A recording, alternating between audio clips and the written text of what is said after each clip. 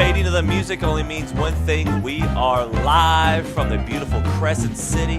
This is Road Gang Radio with the beautiful, handsome, established Jimmy Mack. I was hoping you'd make eye contact with me and let me get more motivated. Well, you know, I'm trying to get all these notes set up because that Facebook situation's got to get fixed. Oh, Dre, yeah, by the way, is not 100%. responsible for that, by the way. That Facebook situation's got to get going. If we are going to be on Facebook, if we, in fact, are going to be on the tube of you, where our good friends Bruce Almighty, Jody Vale, and, of course, our good friend Chowder are all listening and enjoying themselves. By the way, I'm hitting that like button on the tube of you right now. You should do that as well. If you're on Facebook, if you're on YouTube, if you're on iHeart. By the way, we got something that is a magnificent punchline coming your way in the next couple of days, an announcement of where else we're going to be streaming and where else we can be found. Oh, man, I'm just going to say, when you find out where you can find us, you're going to be tickled pink, and that number's only going to increase. And, of course, what I'm talking about here is Road Gang Radio on RadioNemo.com. You can find us over there. If you go there and hit that play button, that is 365, man. We're playing there all the darn time. Don't forget, today is the one day we don't have, for the time being, Trucking with OIDA. We don't have them on Monday, and we don't have them on Wednesdays. But on Thursdays, Fridays, and, of course, as yesterday on Tuesday, Trucking with OIDA is now part of our regular lineup here at Radio Nemo, broadcasting live from the Degas House in the middle of the city of New Orleans. By the way, it's a really groovy place here. I'm going to keep on kind of repeating this for the time being, just to kind of get you guys used to where we are. Phone Master Dre and Madison are over there. We are twixt and tween, literally right in between the French Quarter and City Park, and we're a 6-block walk away from the historic fairgrounds. A lot of historic, given where we are. As a matter of fact, as Drake can tell you, across the street from where we are is a monument. I'll be telling you about that in a little bit here on the show. But there are monuments everywhere. There is a plaque in front of this house if you actually take the time to go out there and read all about Edgar Degas, who actually lived here in the city of New Orleans, the French Impressionist painter.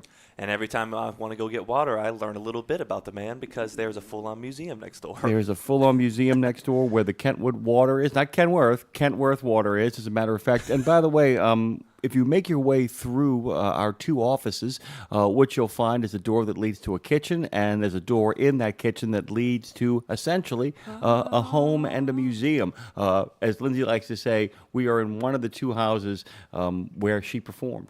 She didn't perform in the houses. She performed between the houses, as she likes to say. I got a chance to send her a Comrex yesterday. Oh. Do you know how much the FedEx shipping for yesterday, shipping the Comrex, it arrives in Franklin, Tennessee. I'm going to give you her address right now. No, it arrives in Franklin, Tennessee on Friday. $20.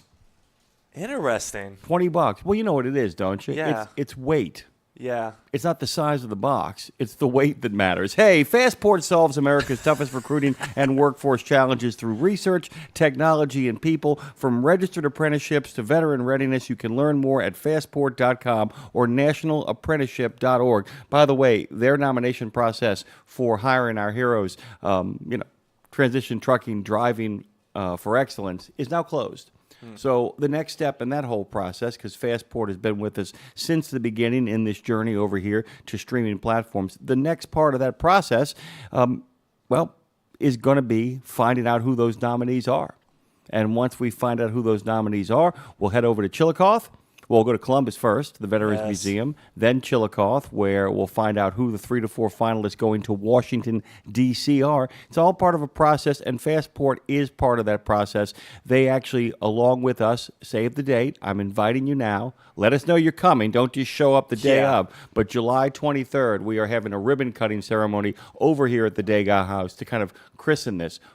We'll talk about the truck that's going to be alongside the building as well. I'm about to say, you need to be dressed and impressed. You know what I'm saying? Don't be showing up in here in those stained shirts. Well, yeah, and what I'm calling for is, I would say summer casual, but too many of you guys, when you hear summer casual, go, oh, man, flip-flops and a T-shirt. Yeah, don't just add a collar to your T-shirt. You know what I'm saying? I would admire you a little bit if you added a collar to your T-shirt. If you went to the Walmart like our good friends Madison and Dre and I did yesterday, we're stocking this place up, man. We're making the miracle happen. I'm sorry this feels like a process show, but man, we're in a process here. We are making the transition to different and strange and wonderful places. Brad Bentley, speaking of Fastport, says, free Jimmy and Lindsay.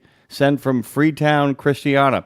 By the way, that is in Copenhagen. If you guys have never been to Copenhagen or Freetown, they actually have Nemo Land over there. Oh. There's a place called Nemo Land. I've sent you pictures, I think, right? Yeah, you have. Our good friend Mark says, hey, Tara. Tara tells everybody good morning.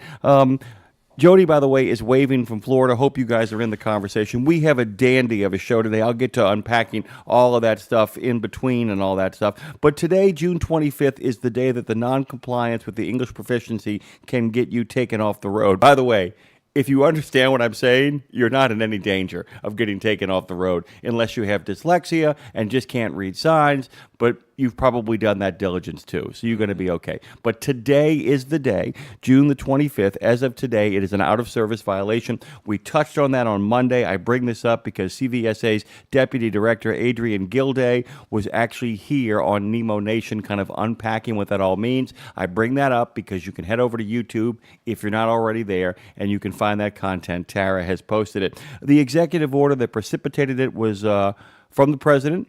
President Trump called for increased enforcement of the federal English language requirement that were rescinded essentially in a 2016 order. Here's the deal. The driver will be interviewed. If the interview goes successfully, there then will be a highway sign recognition process, and that will be that. If I have time today, given how locked and loaded we are, man, there's a chance I won't. But I got a story about firefighters and construction crews teaming up together to rescue a dog from a trench. And a lot of drivers out there and a lot of congressmen out there and a lot of congresswomen out there, dozens of lawmakers, are actually asking for a change to the way we handle natural disasters. They're asking for 5 days of notification before. All right. I made that sound more complicated than it is. You know how when they call a natural disaster, they call a state of emergency? Yeah. States and the federal government will call a state of emergency. They want to be able to anticipate it more. So if you know a hurricane's coming, that you actually get 5 days notice so that you actually, the hours of service will change and allow you to kind of ramp up, that you're not encumbered by the hours of service as you get ready for a natural disaster. I think that makes sense. Yeah, that makes sense. I want to pivot, though, because our good friend Chowder is asked me to kind of take care of some business here. And today is the anniversary of the Khobar Towers in 1996. It is because of all the terrible things that have happened since then, life has a habit of doing that. And I'll talk about this a little bit later on the show, too. 19 members of the U.S. Air Force lost their lives in that incident. 498 people were injured in that incident, and it's the ultimate sacrifice, and most of them, unlike people who were in combat, were enjoying their breakfast, were enjoying their lives when they were suddenly taken from us. There's more to talk about in regards to that, but I want to kind of open up the phone lines as well. I want you guys to jump into the conversation and be a part of what's coming up. We got anybody on? Not yet, but 615-292-NEMO, give us a call. You should give us a call and kind of jump into the conversation over there. So let's, like I said, I want to give the Khobar Towers a little bit more detail just here in a minute, but I do want to kind of give you something kind of, upbeat, lift your spirits up here a little bit. So firefighters and dog from a trench. I love it when a good plan comes together. At 3:55, as of, well, this is crazy. This happened yesterday, actually June 23rd. Firefighters in Colorado teamed up with animal control officers and construction crews to rescue a trapped dog from a deep trench. South Metro Fire Rescue said the dog was found to be trapped inside of a trench near a construction site in Parker on Monday, and rescue crews called in help from Douglas County Animal Control and construction crews with Fiore and Sons Incorporated. So basically, Animal Control, the fire department, and a couple of construction crews all banded together to pull a dog from a trench. Here's what South Metro Fire Rescue said on social media. The dog was successfully rescued and taken to a nearby veterinarian emergency room for evaluation. By the way, I will tell you this. Sean, Tion, it is so much easier to control your diction when you're speaking in the Cajun accent and using O's and ons. Oh, God bless T-I-O-N, Sean. You remember that from Schoolhouse Rock? Yes, sir. T-I-O-N. Actually, I think that's from Electric Company. T-I-O-N, Sean. T-I-O-N, Sean. If you throw it in the water, it comes out pollution. I love it. It's Electric Company. Yeah, you got singing it brought it back to me. The dog, by the way, that was in a trench and not the water. it was making motion, was found to have gone missing from his foster home the previous day. Carl spent the night at a veterinary clinic while recovering from mild dehydration. I'm telling you, it just works, dude. The canine was otherwise not injured and was returned to his foster home by Big Dog's Huge Paws. Man, that organization just sounds terrific. Who do I got on the phone? Come on, tell me. How about you come on? Who we got going on there? What's going on there for Mr. Drake? All the buttons you got to push to make this happen. What's going on, man? Well, I'm letting her cue it up, but I'm pretty sure we got good old-fashioned. Oh, wait, what? Oh, he's good to go. He's good to go. Where's he calling from, good old Bruce Almighty? Did he tell you? Bruce, where you at, Bruce man? Almighty, what's going on? I'm in a truck. I'm in a truck. Where's the truck? Where's the truck? What's going on, Bruce? On the highway. On the highway. Oh, now you're just going to start pissing me off. No, he's not pissing me off. I love him. I think he's great, man. I'm in a truck. Okay, go ahead, please. I'm going through the Mart of Wall. No rush. Oh. Wait. I'm in a truck. I'm on the highway. I'm going to the Walmart. Okay, I'm sorry. That's Go coming ahead. out next week. Coming out next week. Next week, all right. What's going I'm on? headed to Albuquerque. How long you got before you get there? 83 miles. Oh, so you almost home, man. Yeah. You almost home. Well, no, then I make a turnaround and go back to Texas. Oh. It's a long day, but hey, it's good miles. So you're going back to Texas is what you're telling me? Oh, trying to get back home? Yeah. Yeah. Nice. Oh, Yep, yeah. yep. We have a They'll song for get me that. home. They don't try. Oh, they'll get you home. They'll get you in one piece. Yep. Talk to me a little bit about the English proficiency situation we got going on the highways. I mean, do you think it's going to make a big difference? Do you think you'll see any changes, or do you think it's just putting lipstick on a pig? That's a mixed bag. I think some of it's going to help. Yeah. I mean, they got to be able to read the sign. Right. You know what I think it's going to be, and this is interesting. I have a theory, because I always do. What would this show be out like if I didn't have a theory? I don't think it's going to make that big of a difference. What I think it's going to do, though, and I'd love to hear people's takes on this, I think people are going to be politer.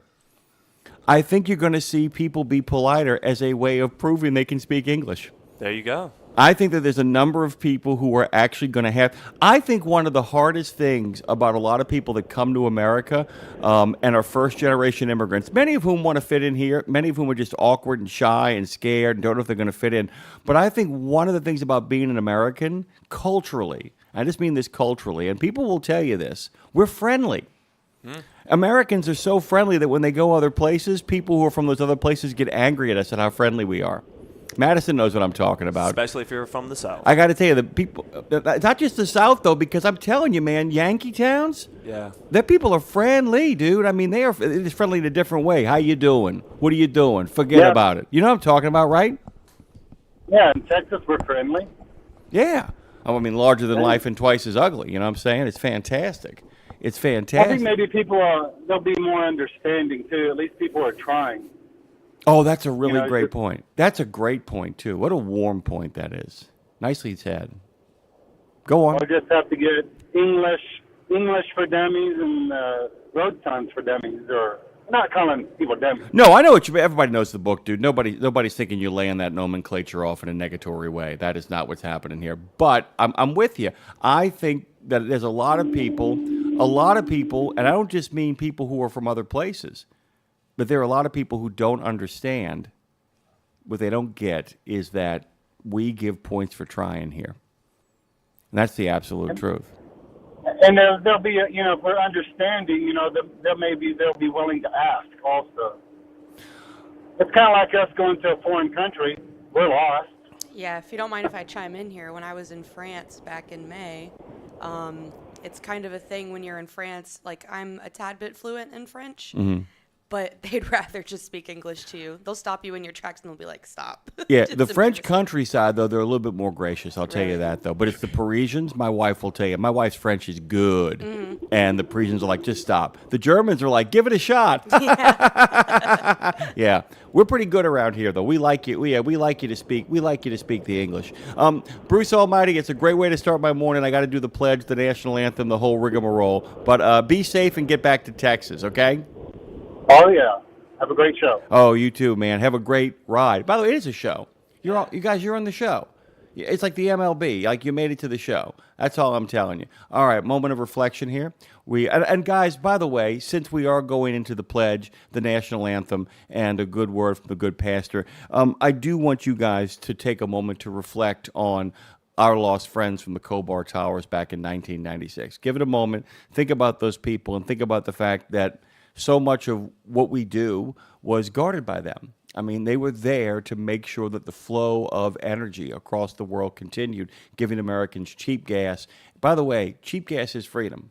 I believe that because remember this, a cheap tank of gasoline means date night. A cheap tank of gasoline means an extra present at Christmas. Mm-hmm. It sometimes means more food and better food on the table. So when somebody says, no blood for oil, I always say, blood for oil is better than blood for ideology. I'll tell you that right now. We'll take a quick break, come back on the other side, and see where the world takes us. Phone Master Dre, break us away. I pledge allegiance to the flag of the United States of America and to the republic for which it stands, one nation, under God, indivisible, with liberty and justice for all. Oh, say, can you see by the dawn's early light what so proudly we hailed at the twilight's last gleaming, whose broad stripes and bright stars through the perilous fight o'er the ramparts we watched were so gallantly streaming, and the rockets rattling, the bombs bursting in air, gave proof through the night that our flag was still there. Oh, say, does that star-spangled banner yet wave o'er the land of the free and the home of the brave?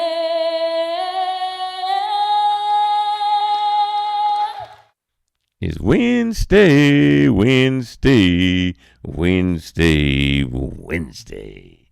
Hey, good morning. I hope you know that today is the day that the Lord has made, and I will rejoice and be glad in it. In the book of Esther, verse 17, it says, in every province and in every city to which the edict of the king came, there was joy and gladness among the Jews, with feasting and celebrating, and many people of other nationalities became Jews because fear of the Jews had seized them. You see that? He says that there was a message sent out, and that message that was sent out had a lot of information and detail in reference to the children of Israel. I call them the Jews. The nation of Israel. They was about to be basically destroyed. And God says, I got a ram in the bush. And the ram in the bush was going to bring joy back to the nation of Israel, back to the Jewish people. The Jews needed, watch this, they needed hope. And let me say this to you. Have you been in some part of your life, sometime in your life, have you been going through something and all of a sudden, God out of nowhere, bam, hits you and you say, I know you with me now, Lord. That's what the Jews experienced. They experienced, bam, now I know you with me, Lord. So my question to you today is simply this. Are you going to be a bam or an uh-oh in the life of someone today? God bless you. Love you. I think we're going to be a little bit of both because, amen, I'm an uh-oh and a bam. By the way, I have a quote for you, by the way. Give it to me. If I'm an advocate for anything, it's to move. As far as you can, as much as you can, across the ocean or simply across the river. Walk in someone else's shoes or at least eat their food. It's a plus for everybody. Today is International Bourdain Day. in celebration of Anthony Bourdain. I did not know that. I was holding on that. By the way, I hear you loud and clear now. Okay.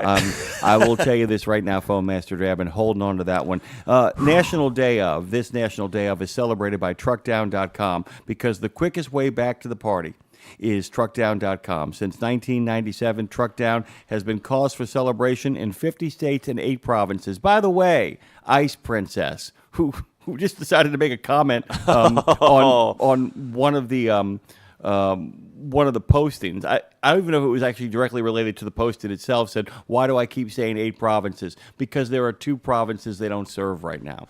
Okay, it's not because they don't like them. It's because it's hard to get out there. That's the situation. By the way, Truckdown has been a cause for celebration for truckers and trucking companies looking for a maintenance provider. Go to truckdown.com and get back to enjoying International Bourdain Day. I got a caller in here. Who do I got? Man, I want to talk more about Bourdain Day, but let's talk to old Fred Flintstone in Illinois. He wants to... Yabba dabba, do it. First time on a new platform. Sup, dude? Good morning, Fred. By the way, Going Fred, on, guys? you are the only person, and I want you to shame some people here in the same way that our good friend Showtime is able to get people to hit that like button on the tube of you. Can you please tell them how easy it was to actually achieve the biscuits and gravy challenge? It was easy as 1, 2, 3. There we go. The only thing is you have to kind of put up waiting to do it because you got to listen to those people over there. Oh, what am I saying? I'm sorry. Hey, no, because you know why we're here. Not go there. We're at the historic Degas House, by the way, in the city of New Orleans. You, by the way, if you can get that summer casual, something going on. You, by the way, if you are more than welcome, we would love to see you July 23rd over at the Degas House for music, food, and celebration. So if you could make it down here, we'd love to see you. What are you doing, man? How's it been going? It's been going. I've been enjoying the new platform. I really liked it on the other platform, but I really love it here because it's more laid back and guys ain't got to hold back. You can say what you want to say. Yeah, I love it. I like that too. And the other thing that I really enjoy, and this made me so happy. I know you listened. I know you were on Nemo Nation. I saw you hanging out that day. Right in the middle of it, we were like on guest number 6. That's right. We were on guest number 6, and we were like still in like the second hour. And Dave just looked at me and he just mouthed, "I love this new format." That rapid fire of all those people kind of moving through, rumbling, bumbling, and stumbling. And by the way, in case you haven't figured this out, since I am an Irishman at heart, I like crowded spaces. I like people crammed into urban environments. I like, when you go to a truck stop or a diner on the road, I like a lonely road. I like a quiet journey. But when I get where I'm going, I want to know there's some place that's packed. That's my bag. You know what I'm saying? Absolutely. I think I love the most that it's more content and less commercials. Oh love that. Oh my God! And and the decision that our general manager made to say, look, we're going to have them at the bottom and the top, and we're going to get more sponsors as more people get kind of onboarded. But what I do like is that once the content gets here, we're just content. Meaning, if we have a guest on, like Kevin yesterday, there's no break for Kevin Lindsay, and we just keep talking all the way through. The other thing I really loved, and Kevin and I actually talked about it yesterday, I love the fact that when we have a guest on for 25, 30 minutes, we'll take the phone calls. There's absolutely, and it makes a big difference. Okay, so it's Anthony Bourdain Day. It's internet. His big thing about traveling and being an American and going and finding out about other cultures.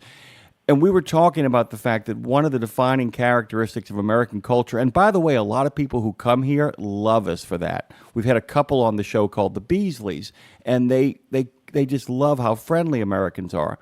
If you were a foreigner here in the country, and this is a weird question, but what do you think you would notice most about Americans? Do you follow what I'm saying? If you were here from someplace else, I think you're a smart enough guy to kind of be like, here's how we're different. What would you notice? It's tough, huh? Oh, we lost him. We lost him? Yabba dabba do. Yabba dabba do. I got to tell you, I love that dude, though. I love that dude. He's like Flash Gordon. He stands for all of us. Yeah, we need him back. We need him back. We need him back. You want to talk about Bourdain Day for a second, correct? Oh, well, I was going to say, let's go to Forot since we only have so many minutes. Oh, good God Almighty, bring him in. Yeah, because we only have a couple brother. minutes till good old Mike Barber's in town. What's going on, man? Good morning. Good morning. Good morning. Hey, I just wanted to throw something out there about the the whole English-speaking deal. I drive on the turnpike in Pennsylvania all the time, and it's bad enough over there that they've got a great big red circle with a bar through it with a truck in it, and a great big green circle with a truck in it. Tell you which lane to drive in. And maybe it's going to help, maybe it's not. But, and then, like in Indiana, there's places where it says trucks only in the left lane for the road work, and then they have the end of road work sign way past the construction zone. People don't pay attention to it, even the ones that do speak English, Yeah. I do have I something. don't know if it's actually going to. Yeah, I don't know either, but let me tell you something. There is another reason they have those signs, which is kind of cool. Those signs are as much for people who drive four-wheelers as they are for people who drive what you drive. Because it's letting all those soccer moms and all those commuters know, hey, since they can be in this lane, maybe you should choose another lane to be in. You did? I think a lot of our four-wheeled friend need a kind of a nudge, being like, hey, these things were built for the military and the guys with 18 wheels. Maybe you should drive like you're in somebody else's workspace. I've always said, imagine being in a cubicle. And by the way, don't imagine it too long because it's terrible. You, me, and Anthony Bourdain would hate that. But imagine being in a cubicle and some truck driver just walking through your workspace and going, hey, man, what are you doing? What are you doing? You working on something? That's what people driving on the interstate. Where you work and throw rocks at you while you're building. Although I have to tell you, knowing what you look like, the idea of somebody getting hit with like M&Ms or Skittles and then looking over and just seeing you dressed as a truck driver, tossing your stuff at them, being like, what are you doing? What's going on? What's happening? Or actually walking over there and walking over and looking at them and saying, or going, imagine going to a classroom, walking in and looking at one of the kids and being like, hey man, can you pull the horn for me? Can you pull the horn for me? Can you pull the horn for me? All right, I got to get out of here, but I'm going to give you a last thought before we hit the bricks. What's going on? I think things like the Cobar towers. Yeah. Not to make them, I don't know what the word, I want to say smaller, less significant things, but I don't want it to be, I don't want it to sound like I'm saying the Cobar towers were an insignificant occurrence, but things like that need to be put out to where more of the people know about it than what know about it, because I had never heard of it until Chatter told me about it yesterday. Agreed. Not trying to downplay it, but I think things like that don't have as big a nationwide impact need to be recognized more, where more people knows what the military goes through. I'm going to try something here, and you tell me if I get this right before we shuffle off this radio coil and hit the break. What needs to happen is we need to make sure things like Cobar happen less and less so that we remember them more and more. Because if more things like that happen, they get drowned out. Let us ensure that happens less by putting our men and women less in harm's way. That way we can remember those who did put themselves in harm's way. How'd I do? That works. Thanks for cleaning my rambling up. Well, here's the thing is I can't drive a truck like you can, and nobody can talk like me, nor should they, by the way. It gets you in a lot of trouble on a regular basis. You can ask my dad. All right, Forward, good talking to you, man. Yes, sir. Have a good day. You too. Hey, by the way, it is Anthony Bourdain Day. It's a lot of other days, too. There's some military celebrations as well we'll dig into as well. But Mike Barber's going to be up here. Trucker's Wealth is lean and mean and on the scene. I'm going to give him some Jaws grief, too. There's a lot of great stuff to talk about, though. Hey, guys. Hey, guys. Hey, guys. See, I'm taking hey, guys, and bye and putting them together into one thing. RadioNemo.com. Exceptional value and exceptional values. That's Bennett Trucking. A core commitment of faith, family, and freedom has driven Bennett to being the leading provider of innovative, integrated transportation solutions, both at home and abroad. Bennett's values are not just compatible with providing high-paying jobs and unmatched customer service. They're inseparable. If you're looking for an employer or a partner who believes the best business model is being a model citizen, then Bennett Trucking is the place for you. Go to BennettIG.com and find the folks who share your values. The mission of Wreaths Across America is unwavering, remembering our fallen heroes, honoring those who are currently serving, along with their families, and most importantly, teaching the next generation about the value of freedom. And you can join our mission with a $17 donation that sponsors a fresh Maine Balsam Remembrance Wreath. Each wreath will be laid in honor of a veteran who gave the ultimate sacrifice for our nation. To sponsor your wreath, please visit wreathsacrossamerica.org. That's wreathsacrossamerica.org. Oh, it's about time for that first guest live on the Road Gang Radio segment of the day. Live from, what, man? Crescent City. I'm working things out. I'm working things out. By the way, I am going to work that out for you, Dre. We're going to figure out. By the way, in case you guys don't know, we are still setting up stuff over here at the Fastport Studios. Go to fastport.com, by the way. We're still working things out on that level. And so much of what's happening here is the hardest working man in trucking radio, which is Phone Master Dre, who was the hardest working man before, doing 7 days a week. What he's doing now to kind of set the scene for you is we still haven't figured out a way to partition this off. Well, we figured out how we're going to do it. We got to figure out the pricing on it in regards to the plastic wall. I don't know how we're going to describe it. We're going to have some plexiglass or something like that between you and me so that you guys can talk a little bit louder. But he's simultaneously producing the show while training Madison, who's getting up to speed very quickly. That's Madison with an I. No, I'm being funny. I'm about to say, don't you do it. It's a T. It's a T. Madison to a T. There is an I in Madison. There are also 3 in arbitration. And there's also a lot in contracts if you look at them really long and hard. You like that? You know where I'm going now. Got 'em. Mike Barber, by the way, who is the head honcho, the man with the plan, large and in charge. He's not large, by the way. He's actually a very in-shape kind of dude. We're going to invite him to Tough Mudder. When Dre and I do it, and by the way, Madison is doing it, and I got some relatives that want to jump in on that. Mike Barber is coming because we got to get him off the golf course, and got to get him on the mud lap. Yeah, that's the thing. Mike, how are you? Welcome back. It's good to have you on the new platform, man. My friend. Great, guys. How's everybody, man? It's great to be on the new platform. Oh, I got to tell you, man, we got so many people chiming in on the tube of you. We got Chowder out there making it happen. Showtime is on the scene. Lots of folks just kind of participating, hitting that like button, being part of what's going on here. And we're going to have a whole bunch of announcements later on in the week, probably by Friday, about other platforms we're going to be appearing on. One of them, Mike, is an absolute chef's kiss. You and I are going to accomplish 3 things in this half hour because we have more time than you and I have ever had to actually get a chance to talk. We're going to slip a little Jaws in over the fence. We got to take care of that. But most of all, we're going to talk about truckers' wealth, and we're going to talk about making plans to kind of make the miracle happen, as it were, to make sure that when you do the job, that your money is waiting for you when you get home, wherever you decide to head next. And then we're going to take some phone calls as well at 615-292-6366. Open forums, open phones, open conversations. Mike and I are pretty smart dudes. We can handle whatever you throw at us. How you doing? What's going on? And what are you looking at these days?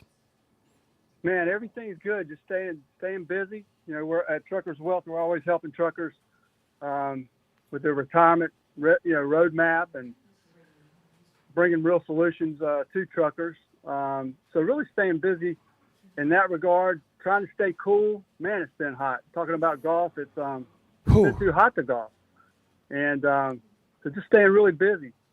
Well, there are a couple of things in regards to the heat, but we've been very lucky in New Orleans. Dave on Monday talked about this. The last couple of summers, New Orleans has been in kind of a drought for New Orleans, Mike. I mean, it's going to rain here regardless, but it really has been dumping buckets of water on here, which means we've gotten that second late half of the day coolness.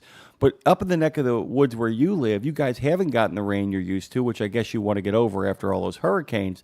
That being said, without that rain to cool things off, you get the humidity still, and you guys are really getting kicked in the tuchus, which makes golfing hard because, you don't want to golf so early in the morning that you don't enjoy the day, but it's really brutal, isn't it?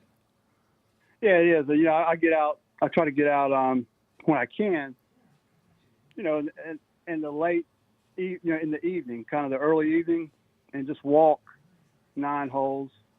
And the hotter it is, the later you can get out there. But I went out, it was this weekend. I thought I got out late enough. I went out about 5:30. Man, it was still too hot. Oh, yeah, but, man. That's a good time to get out. But That's a good time to get, because after about 3 o'clock, the temperature starts to drop. People forget between about 2 and 3 is like what I call it's that combination where the sun is high enough and the ground is beginning to release heat, no matter how green the space you're in, and it really begins to wear down. Mike, before I forget, I'm trying to catch up with a good friend here, by the way. Mike Barber joins us this morning from Truckers Wealth, the founder, the owner, the guy who actually sits in the middle of all that planning that many of you guys should really take the time to do. Oh, Mike, by the way, before I forget, tell them the website they should go to find out more about you. Yeah, truckers-wealth.com. You can really Google Truckers Wealth, and it will be the first that pops up. And you can go look at our website. We have a website, and also people are able to reach us real conveniently just by dialing pound 250 and saying the keyword Truckers Wealth. All right. And that's been huge. Okay, this is really kind of two things I wanted to ask you about, and we're going to start with something fun, and then we're going to pivot to actual Truckers Wealth, because I think the service you guys provide and offer, and a lot of our listeners need to know about it, is the idea it's both cautious in a positive way. It's not riverboat gambling with your money. It's not playing crazy stocks or penny stocks or get rich quick schemes. It's really kind of methodical, just like accumulating miles as a trucker. At the end of the year, you find that you're a lot better off than you were at the beginning of the year. But I did want to ask you if you saw the 65-foot putt that won the tournament. I was thinking about you. Bradley. Oh well, no, the one from earlier with I can't remember his name now. The African American fellow. He's also Filipino. The guy who won the U.S. Open.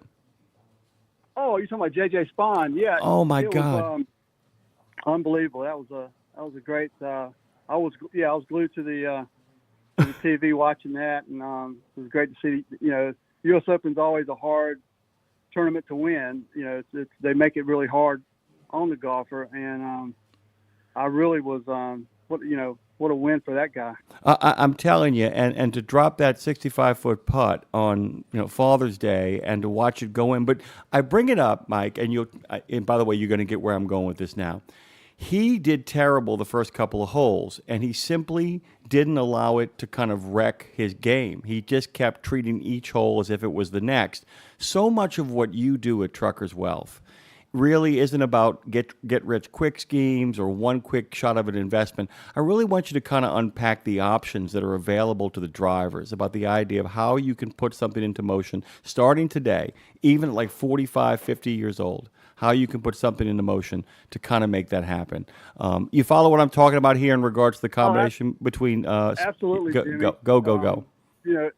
At Truckers Wealth, we have become, I call it, we're not Wall Street, we're Main Street, and that's what truckers want. Truckers, they want Main Street when they're talking about their finances and trying to have a retirement, trying to have things, whether you have a 401k or if you're a trucker without a plan.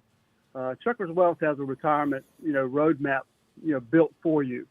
Real solutions, no Wall Street nonsense. And we try to go to the trucker. The trucker is someone, obviously, who is on the road. Schedules are different. You have to understand the trucking industry, and we understand the trucking industry at Truckers Wealth. That's all we do, and we're able to. I tell you, our tax-free retirement account is something that has just blown up, and it's really been a godsend for truckers that don't have a plan. I get calls every day, and I talk to the people across the country.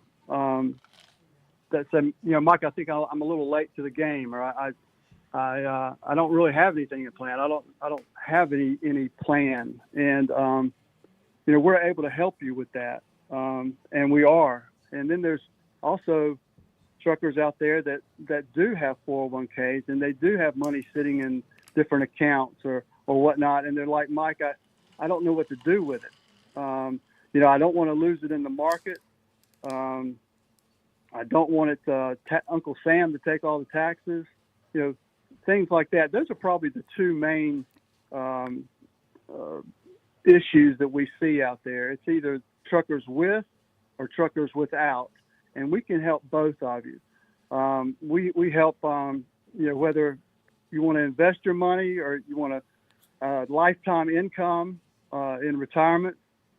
If you're trying to save money quickly to get ahead of the game to supplement your Social Security in retirement, that's what we're here for. And we do it very easily. We make it easy on the trucker to communicate with us and get these plans in place. And I tell you, man, it's really dealing, throughout the country with truckers day in and day out. It's great to give, well, not only hope, but peace of mind. It's huge. And like you were referencing with J.J. Spahn and the U.S. Open and winning the U.S. Open, he bogeyed the first 3 holes. How many of us have bogeyed the first 30 years or 40 years of our life? And we need a rescue plan, and we need to hit a 65-foot putt. Well, at Truckers Wealth, we show you how to do that, and that's what we do. By the way, Master Dre, this is why I love talking with Mike Barber, who we're talking to from Truckers Wealth this morning. I made the J.J. Spahn reference, of course, and he immediately understood what I'm talking about here because he knew the game. He knows how the game is played. And one of the things about Spahn being in the tournament, I thought was so interesting was that everybody else began to unravel around him. That panic began to set in for everybody else. Whereas, and you also forget there was a giant storm that happened in the middle of that as well. And I don't know if you know this, but a lot of lawmakers these days, along with a lot of truckers, are calling for more advanced declarations of states of emergency to remove the hours of service 3, 4, and 5 days before a natural disaster hits so that they're able to put themselves in a position to kind of do that. You guys are doing that. And if I'm hearing you correctly, what you're telling me is you usually deal with one of two kind of truckers. People who haven't done what they're supposed to do and are starting far behind and are like, Mike, you got to help me. The other thing, like I said, that I'm hearing is that it's people who have a few things going on, a 401k, a couple of savings accounts, maybe some money orders stashed away someplace for a rainy day fund. But now they're like, wait a minute, I don't want to have just enough to survive. I want to have more than enough to thrive. What I'm thinking about right now, my mom and dad are doing fine. They do great. They didn't have investments. What they both had, though, is that my mom worked 2 different teaching jobs, both of which gave her pensions, and my dad had 2 pensions. If a driver comes to you and says, hey, Mike, look, I did 20 years behind a desk. I've been behind the wheel of a truck for 10 years, along with along with this job, which is generating revenue. I do have a pension that I'm entitled to along with my Social Security that kicks in when I'm 65. Are you guys set up to deal with that? Because there are a lot of Americans who don't have investments, but they've worked 2 jobs or even one job with 2 different people working different jobs where they have pensions that will kick in at retirement age. Am I making sense here? Yeah, absolutely. It's one thing that if you were to probably poll truckers out there that are listening, right now, if you were to poll them and ask them what their main concern is,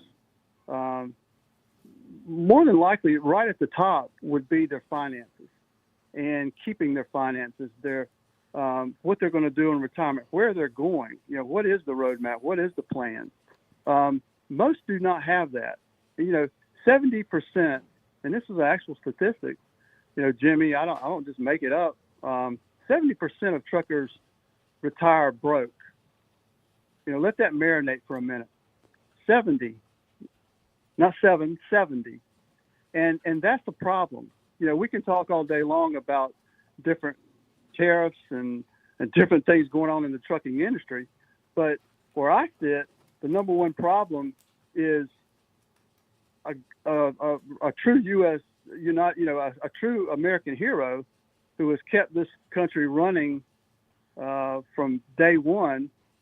Those guys and girls are not. They're not. They don't have the white collar education or tools that to use. Coming up. So they, a lot of they're not familiar. It's more of a blue collar mentality, and they've kind of been left behind when it comes to finances and taking care of their money and investing and having a retirement plan and knowing what to do. They've kind of been forgotten. Well, at Truckers Wealth, we haven't forgotten, and we're the only, financial hub for truckers out there. And so we understand, and we know how to get you back on the road and get you on the roadmap to a successful life, a successful retirement, supplementing your income, like you said. So, people, most of the time, people don't realize when you retire, you lose an income, and you have Social Security, if that's around for, any number, until that, I think hopefully it'll be around forever, but your lifestyle take the hit, and you have to do with less, and it shouldn't be that way. You have to have a rescue plan to be able to supplement that income, no matter the amount. Like it could be, you could have a pension. Most don't have pensions, so you're down to a retirement, tax-free retirement plan, and that's what we help truckers with every day. And then there are a lot that have accounts. They have money in IRAs or 401ks, but you're handcuffed. You're taxed when you go to get it out, so that takes away from what you would normally get. And that's a big problem. And having it in a vehicle that is not taxed and where you are guaranteed lifetime income for you and your family or you and your spouse, that's very important. That's a game changer. Yeah. And it's important. It's just very important. It's something that's on their mind, and they reach out in droves. And by the way, for those people who are just joining us, Mike Barber is here on Road Gang Radio. It's his first appearance. Longtime friend of the show, longtime friend of RadioNemo joins us this morning. And I wanted to point out, Mike, people can jump in and join the conversation, not just at 615-292-6366, but online as well. This isn't about finances, but it is about golf. Chowder wanted to let you know and let me know. Too hot for golf is like saying it's too wet to fish. Nonsense, says Chowder, by the way. Amen, Chowder. Amen to Chowder. Yeah, it's he's definitely right. It's a good, bad day on the golf course is normally a good day. Yeah, it's really funny because my Claire, my wife, when we moved out to California, was having a bad day. And I don't just mean about California compared to Louisiana. I'm talking about what we were doing out there. Claire turned to me and I said, "You having a bad day?" And she said, "I just wanted to say thank you." And I said, "What for?" "For letting me move out here and follow what I want to do with my life." Because she said, "A bad day out here is still better than any day I've had before. And sweating your butt off on the 18th is always a better day than having to unload stuff from a truck almost anywhere." I'll tell you this too. My brothers love playing the game, and they will sneak it in anywhere they possibly can. It runs in our family. I had a great uncle who lived to 108. At one point, he was awarded a medal by the French for being the oldest surviving veteran of World War I. And what he would do is that he would play 9 holes of golf with his grandsons. It got to the point where his grandsons, by the way, are in their 70s now, just to kind of put things in perspective. But he got so old that he couldn't play 9 holes anymore. He would join them on the 18th and just walk the final hole and play the final hole before they would all go into the golf course. He always talked about this. He had a railroad pension, and you brought up something really, really interesting, is that, look, Social Security, there are tweaks they can do to the system that'll keep it intact, but Social Security is not a retirement plan, and that's really what people need to remember. It is a supplement that is supposed to allow you to basically make the minimum payments you need to make to actually have any sort of quality of life. But what you're talking about here is actually having a life that you can enjoy with your family and your friends, not to be a burden on your family and friends, and to have them take care of you at the end when you and they should both be enjoying the best parts of your life. We got a phone call coming in here, by the way. Don't know what we're going to talk about because it's open phones and open forums. Who do we got? Phone Master Dre from Mike and Jimmy Mack. Oh, man, good old Chris is in Iowa. He wants to talk retirement? Hey, Chris, you're on the phone with Mike Barber of Truckers Wealth. Good morning to you, Chris. How you doing? Good morning, gentlemen. Doing good. Got my day started, headed up to my first stop, and so forth and so on. You know how it goes. Certainly do. Welcome aboard. Say hi to Mike. Thank you. Hi, Hey, Mike. Chris, how are you doing this morning? Hey, we're doing. I just don't know what we're doing. You got a question, Chris? What can I help you with this morning? Okay, so I grew up in the area. I'm 65. I grew up in an area where your parents didn't talk about finances. So I did not know what I should be doing, and then by the time I figured it out, is like I'm living paycheck to paycheck. I don't have any money to invest in, 401ks or retirement or anything else. I went from one dead-end job to another, even though 90% of my life was retail management. You don't make a lot there, okay? Mm-hmm. So I've done the math, and I know exactly where I'm at. I plan on filing my retirement when I hit 68 or 67 and a half, whatever the date is, working until I'm 70. Okay, so my plan is, and I know I'm way off here, but based on my numbers, I can pay off my house, my car, and the loan that I have with that extra money and still work full time and pay, my normal monthly bills. So when I retire at 70, I will have everything. I'll be completely debt free, 100% debt free. And with the money that I would be getting off of Social Security, I would be able to survive. The key word being survive. That's not thriving. And I'm worried that, if the economy takes another dump like it has over the last several years, I'm not even going to be able to do that. I don't know where to go with this. You come to the right place. It's a problem, Chris, and I appreciate you calling, man. You bring up you're speaking for a lot of people right now. And, I speak to them every day. And what truckers need, they need hope. They need, hope, like you said.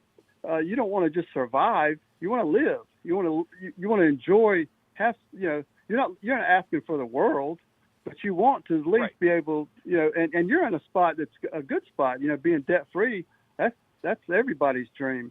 But people think they get to a certain age and they just give up. It's too late. I can't. It's too late for me, man. I missed the train. Well, you haven't missed the train. And one of the, what I would encourage you to do is when you get a minute, when you can pull over, or even while you're driving, on your phone, dial pound 250. And when you'll get a little operator will come on and the recording, it'll ask you for a keyword. And that keyword is Truckers Wealth. And you can leave us a message, but we'll get your information. I'll be able to reach out to you and we can chat a little bit more. But you're right. In your situation, Chris, you need to start contributing to something that is generating, accumulating very quickly and accumulating income for you. And we call it the tax-free retirement account. And you're talking about contributing, $200 a month, let's just say for easy math. But that contributes at 6.5%. There's no taxes on it, and there's no market risk. So it just accumulates. And then at age 70, you will have a lump sum of money, whatever that is. Normally, we calculate it a little bit better for you, and I can calculate all that for you. But you have that money sitting there, and you can do with it what you like. What we help you do is turn that lump sum into guaranteed income. In other words, you get a check each month for a specified amount. Now, whether that's $500, $700, whatever that amount may be, that's a game changer. Would $700 a month extra be a game changer for you, Chris? It would be. Oh, it would absolutely. allow you to, Absolutely. Yeah, it would allow you to do things that you wouldn't normally be able to do. And it would also take some of that burden off of you. peace of mind is worth a lot, right? And it and is. that's a peace of mind. If we could bottle that up and sell it, we'd all be millionaires, right? There you go. But the key is you have a plan, and you're able to address that plan. And all you're doing is moving money into an account. You're not paying a bill. You're not paying me or anything like that. All you're doing is moving it into an account, and we're helping you do that. And all it is it's in an account that's making 6.5% rather than sitting in a checking account or a savings account or a 401k or an IRA that's at market risk, and the taxes are rising on it every day. So it's really we call it the Truckers Rescue Plan, and it's a godsend, and I don't say that lightly. I really mean that. By the way, guys, I have to cut Chris short here. Chris, we're going to have some open phone time later on in the show to talk about some other stuff. Please promise me you'll call back. I want to actually get you. There are a number of drivers that have my number as well. I want to give you some background on Mike and let you know this is good people, and this is something you should really kind of think about and look into. Promise me you'll call back, Chris. I really appreciate the call. Hey, buddy, I will. Mike, like I told you, it's a new forum. You actually have had more time than you've ever had before with me on the air. Here's the irony: it goes by faster than you can possibly imagine. Guys, Truckers Wealth. Go just write that in, by the way, on Google. It'll come up, but it's truckers-wealth.com is where you want to head. Get your finances out of that ditch. Get yourself back on the road. It seems to be what we always kind of cover on this show, by the way, Mike, which is you're in the ditch, either emotionally, spiritually, financially, or genuinely, technically, and we got a bunch of guys that help you figure out a way to get out of there and back on the road. Go have some great times playing golf. Please tell your family hello for us, please. I sure will. Hey, I've enjoyed it, and thanks for having me on. And you guys keep it in between the ditch.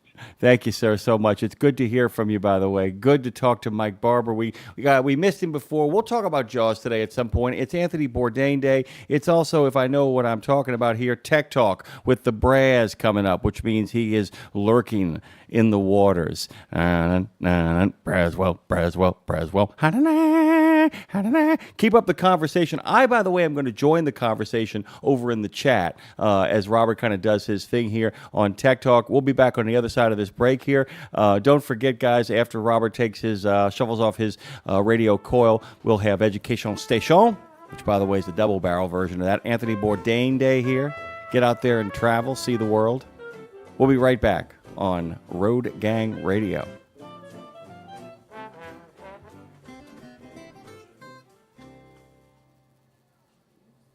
The Joshua Chamberlain Society is unlike any other veterans organization. It's truly a family, and I know that firsthand from working with them myself. Their mission is to make wounded veterans and families of deceased veterans feel the support and appreciation of their community for life. Our veterans' injuries are permanent, and so is the JCS support. From monetary assistance like paying utility bills or college funds to helping our heroes find purpose, JCS is a family that surrounds and supports the heroes who have sacrificed so much. Learn more and make your donation at chamberlainsociety.org. That's chamberlainsociety.org. You know Sap Brothers will beat any competitor's advertised price on tires, so hold on to that fifth wheel, because when you buy 4 Salem S624 EFTs, the perfect line haul trailer tire, mounted at Sap Brothers, your price is an amazing $199.99, originally priced at $299.99, and prices are good through June 30, 2025 while supplies last. Save on 4 or more at Sap Brothers, and nobody's going to beat that price. Salem Tires, advanced compound technology for maximum mileage and rolling resistance without compromise. When you think tires, think Sap Brothers. In trucking, financial security and retirement isn't a guaranteed destination. That's why Truckers Wealth is here. A financial hub designed for you, Truckers Wealth combines expert advice and tailored solutions. Tax-free wealth plans grow your nest egg. Guaranteed income retirement accounts provide stability, and no market risk accounts protect your investments. That's hard-earned money, a steady stream of income, reliable growth. That's a retirement. That's a destination worth investing in. That's Truckers Wealth. Truckers-wealth.com. Experts dedicated to your success. Freight is moving at Creek Carrier and Schaefer Trucking. We are growing and our customers keep growing with us. If you want to be part of a company that appreciates what you do and rewards you for it, you should check out Creek Carrier Corporation. We're looking for safe drivers that have at least 1 year's experience and take their job seriously. Then we reward you with great pay and some real serious benefits. Freight's moving, so check out Creed and Schaefer today. Go to creekcarrier.com and find the right job for you. Second hour is here, and we are live from Fastport Studios. It's time for some Tech Talk. Take it away there, Jimmy. The Braz is here, and by the way, it's the Braz. longest running segment of all of Radio Nemo. Over 20 years of making the miracle happen, rapidly approaching 1,000 episodes, 1,000 editions. Robert Braswell, the executive director of the ATA's Technology and Maintenance Council, is joining us for another Tech Talk. And by the way, few people have embraced or taken to this new format more than Robert Braswell has. He gets it, dude. He gets it. He totally gets it, man. He is here, and we are thrilled to have him. Good morning to you, Robert. Welcome back as always. Well, thank you, Jimmy Mack, for that very warm introduction. It is always great to be back here with you guys for Tech Talk with TMC. And this week we welcome to the program Alan Schaefer, who is the executive director for the Engine Technology Forum. Alan is an industry expert with many years of experience on government and technical matters dealing with diesel technology and other engine technologies. And we're very pleased he could join us once again to talk about, this time, the future of diesel. But before we get started, as you know, every week we like to make a special offer available to our listeners. And this week it's our TMC Fuel Economy Digest. We're offering it for the special price of just $25 plus shipping and handling.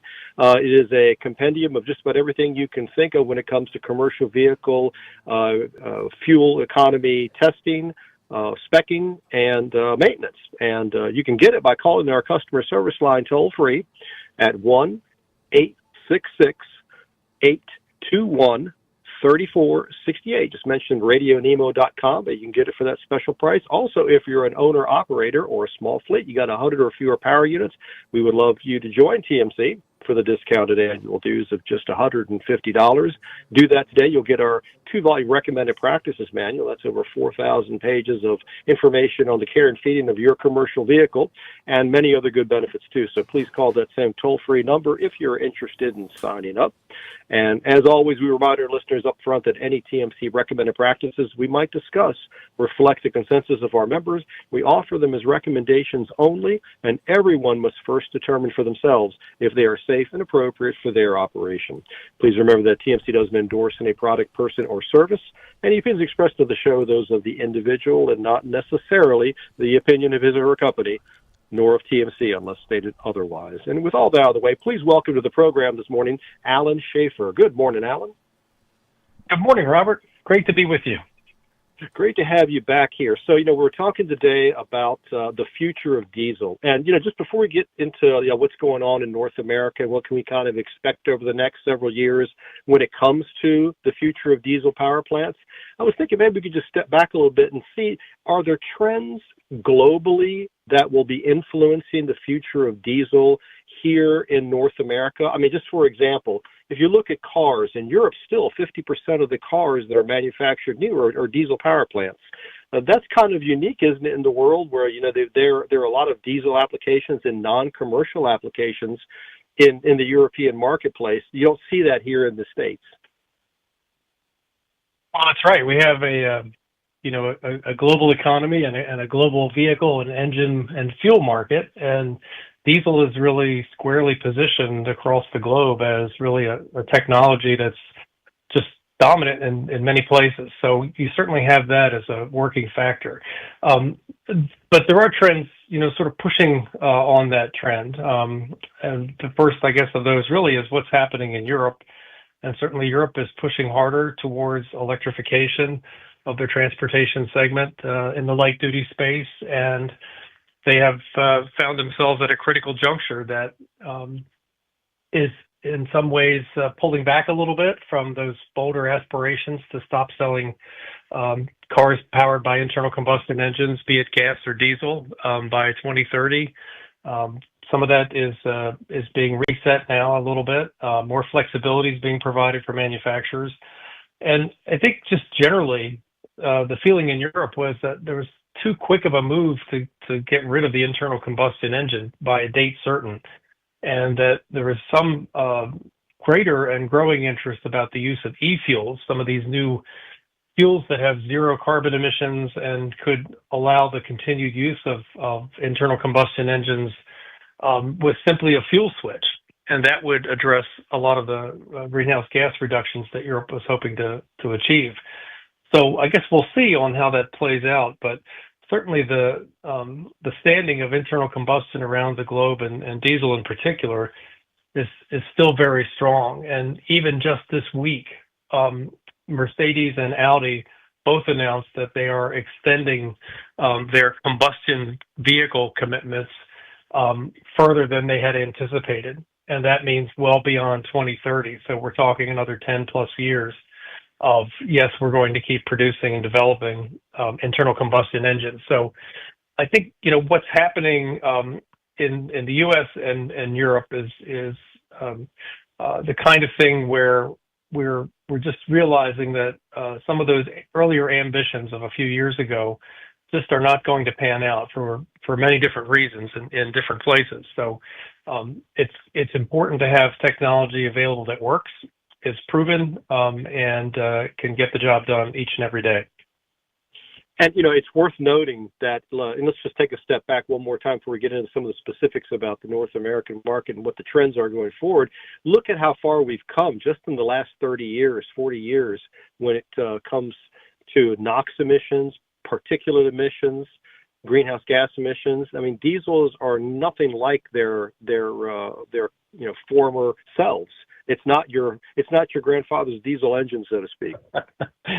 Boy, isn't that the case? And I, started working in this industry back in the late 80s when a lot of these rules started to come into play. And we spent a lot of time talking about smoke emissions and roadside smoke testing and things like that. And it's so funny to look back on that now, because we have engines today that are truly near zero in particulate emissions, and a smoke test would be the furthest thing from your mind. So we have come a very long way. And I think that, there's a real testament to the continuous improvement of the technology, and, the fact that the industry is very comfortable with how it works and knows what to expect. And particularly now, there is, I think, a concern about how to manage risk from some of these emerging new pressures, new considerations and policy and other things. And I think that's going to keep people focused on diesel and other internal combustion engines for much longer. And especially with some of the changes in the political climate, I think the industry has gotten some good news when it comes to the future of diesel, particularly with respect to some of the things that were happening in California that were really driving the whole mandate for electric vehicle adoption. And we're not trying to slam EVs. There are applications for electric vehicles that make sense. But if you look at long-haul trucking, that's not always the best place to start, I would think, right? Absolutely. And we are definitely in, a period of a reality check and a reset, I think is a good word here, of some of these past policies that were pushing so aggressively for change to achieve greenhouse gas reduction goals, and really focus on that and essentially nothing else. And whether or not the technologies and policy that people were putting together were going to work was, really an afterthought. And so that's why we find ourselves, where we are today, where the California Advanced Clean Fleet Rule has been taken back. It was never going to be a workable rule in the time frames that ARB had hoped. And as they announced their rules, the mandate for manufacturers to produce zero-emission trucks and the mandate for fleets to buy them really were an interlocked policy that, for one to succeed, the other had to be succeeding. And now we find ourselves in a situation where one is no longer in effect, and the EPA and the Trump administration have sought to eliminate the other. So it is kind of a confusing time in the fleet business, and I don't envy fleet managers trying to think about purchases 3 and 5 years out where you want to be, because there is so much uncertainty, and that is really the order of the day, and I think we're going to be living with that for a while. So we're talking about the Advanced Clean Fleets rule, where fleets were going to be required to buy so many electric vehicles per year. That kind of got put off to the side. With no mandate for fleets to buy the electric vehicles, the manufacturers and dealers were still faced with the prospect of having to comply with the Advanced Clean Truck rule, which said you had to sell these things. And a lot of these dealers were not able to sell diesel-powered vehicles because you have to sell so many EVs to sell diesels. And even in some states, I think maybe it was Oregon, where they basically had to say you can't sell diesels in the state anymore based on what the rule was looking like at the time. This was a few months ago.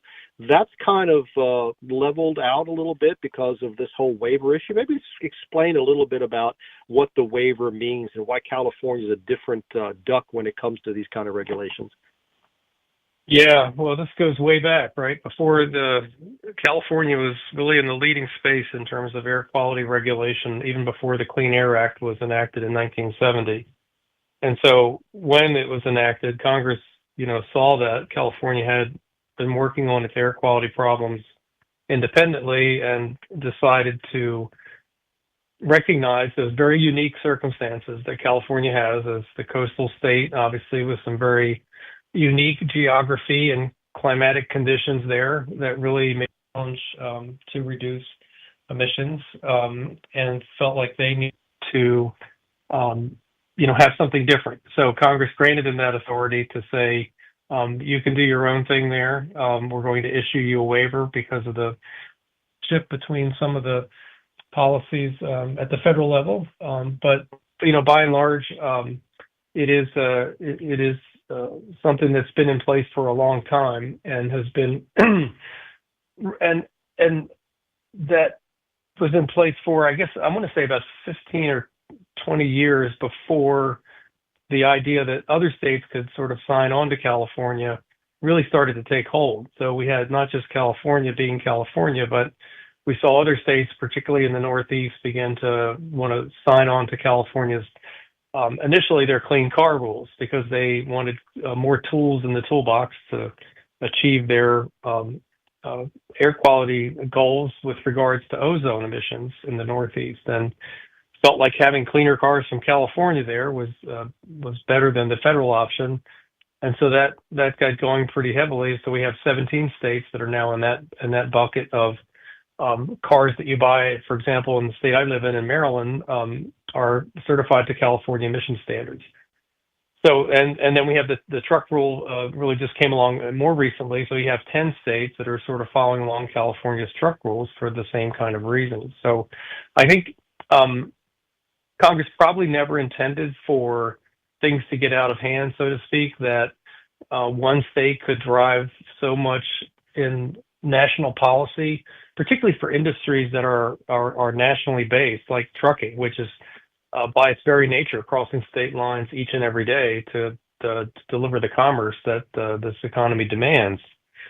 And so that is really one of the fundamental questions about these legal challenges that have now emerged on the waivers, and that is whether or not those authorities are sustainable, and the way that the administration has chosen to challenge those is through the Congressional Review Act. And so there's much concern about whether or not that is going to hold up in the courts, and obviously we're going to have to wait a while for the litigation to play out on that. But it is, I think, an important time because and the trucking industry is really the great example of this, that one state's ideas and demands for achieving certain level of policy, and whether it be clean air or greenhouse gas emission reduction, was great for them, but for everyone else, it became much more complicated. And particularly when you get into the ability to sell technology and the situation that you described at the outset, Robert, where one state, Oregon, and I think Massachusetts was in this same boat, that you couldn't sell somebody a new diesel truck because you hadn't sold the proper quantity of electric vehicles. And here we are with the situation where somebody might have had a 15-year-old truck that had, 6 times the NOx emissions, and finally has scraped up enough money to buy a new truck and they go in to do that and said, "Oh, sorry, we can't do it." And that's not what we should be doing, I think, and everybody realizes that. We really should be encouraging investment in whatever technology works for you. And so I think it's been a tangled web. More recently, with California driving the nation in some of their policies, and they, I think are experiencing, a bit of a reset on that, and we'll see how it works out. But I think it's the Trump administration has a very clear vision that we need to restore a national mandate, national control to some of these environmental policies. And not saying that California wouldn't have some of their own abilities, but whether or not we can have everybody sort of jump on that bandwagon, I think is going to be a bigger question. Yeah, what applies to the South Coast Air Quality District certainly doesn't necessarily apply to the rest of the country, but I think there's like 13, 14 states that do follow what California is doing with respect to these emissions rules.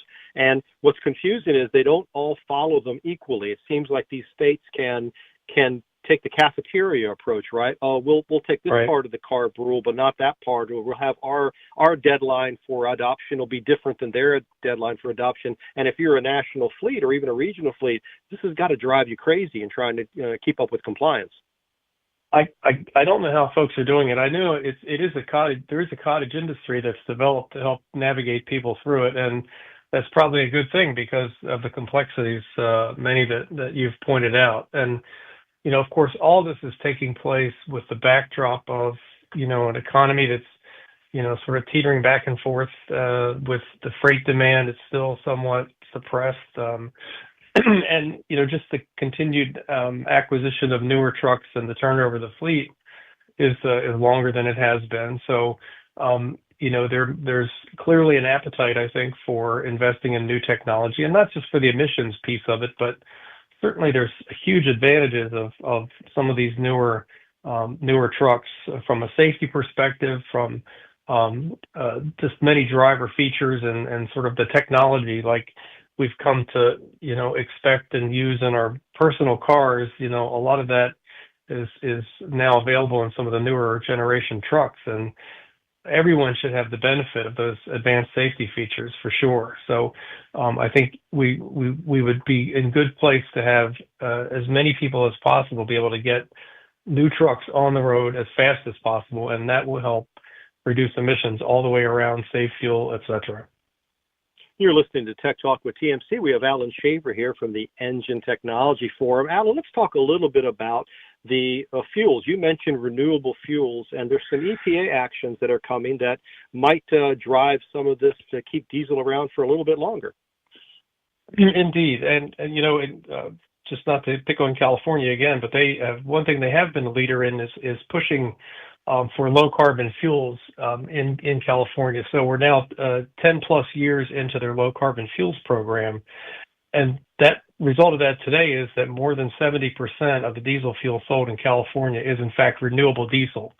And so that's a drop in replacement for diesel. I think everybody probably is aware of what that is, but it's refined from a variety of different feedstocks, including soybean oil, used cooking oil, waste animal fats, a whole range of food byproducts and other waste materials. And that very neat, clean molecule of diesel fuel works perfectly in any diesel engine, vehicle, or equipment without any modifications whatsoever.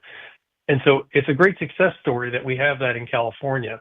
At the national level, we have a situation in the last few years. We have this is actually the 20th anniversary of the Renewable Fuel Standard.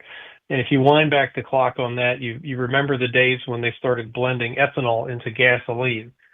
And that was to help address air quality issues. And it was also to support the domestic farming industry as well with producing copious quantities of corn, and ethanol became sort of a staple of our part of our gasoline mix over the last 20 years. And the biodiesel world came along within that same time frame.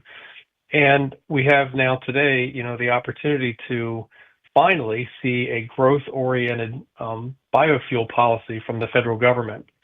The last 4 years, the previous administration had put forward a sort of a lackluster, no growth, basically a no growth policy with their regulation. And the renewable fuel standard is a complicated thing, but basically it requires that certain volumes of renewable fuels be blended into the mainstream fuel pool, and sets volumes each year that are needed to do that, and then assigns a value to those volumes. And there are tax credits involved here too for the producers, et cetera. So it's a fairly intricate system.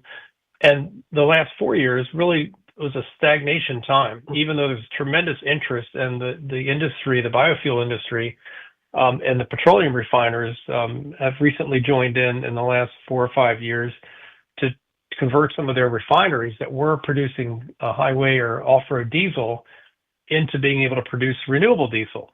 They saw the opportunity coming for more low-carbon fuels to be used in the population.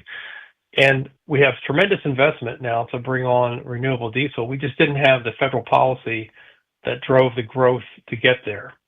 And now we do have that. EPA proposed that on June 13th, a very robust policy that's, we were running about 3.2 billion gallons of bio-based diesel in the previous policies, and the new one is 5.6, I believe it is. So it's a considerably positive sign, a very high growth proposal that's out there. It's going to be public comment through July and through in early August that closes, and we expect some decision on that hopefully by the end of the year. But it is a very robust, big number that industry, the renewable fuel sector, is ready and able to meet, I think. But like many of these rules, the devil is in the details. And some of the things that EPA has chosen to do in this rule are ones that complicate things and may detract, I think, from being able to achieve that very high volume growth objective that they laid out. And I'll give you just one example of that, and that is how they treat imported feedstocks. So if you get feedstocks, used cooking oil, let's say, from Asia or some other country, is barged in and processed in the U.S., today that feedstock has one value, but under the new proposal, it would have half the value that it has today. And so this is a huge problem because in order to keep the renewable fuel supply going, we rely on a whole mix of both imported and domestic feedstocks. And so in order to hit those growth volumes, we really need to have the supportive details of that policy as well. And so I think we'll see how it shakes out, but I think industry's pretty confident. We've got a good growth-oriented mindset now within EPA on renewable fuels, and that's key, I think, for trucking, because we're going to see more and more of these fuels come along. We have low-carbon fuel standards now in place in California, Oregon, Washington, New Mexico, Colorado, and now New York just considered one again for the fourth year in a row, but did not pass it. So we would expect that we'll see more of those in the future. And this, I think, is a really important solution for trucking that looks to reduce emissions, lower the carbon footprint by using the same vehicles you're using today, but just switching out the fuel. And so that is going to be, I think, a key thing for the future, but we need to get these policies right. And it's a shame that so often the political challenges will trump the technical challenges when it comes to implementing solutions. You mentioned renewable diesel. It's chemically the exact same thing as conventional diesel. This is different than, let's say, biodiesel, where 100% neat biodiesel may have some issues with some engine systems unless there are some modifications. I think it's an important distinction to make. I guess the challenge is being able to ramp up and make enough renewable diesel to put a dent in the overall diesel consumption marketplace, right? Indeed. I mean, that is the challenge here. And I think I want to put some round numbers on. I think we're probably, at 40 couple billion gallons of diesel fuel consumed last year. And so this is pointing us to almost 6 billion, let's say, gallons of renewable nationwide.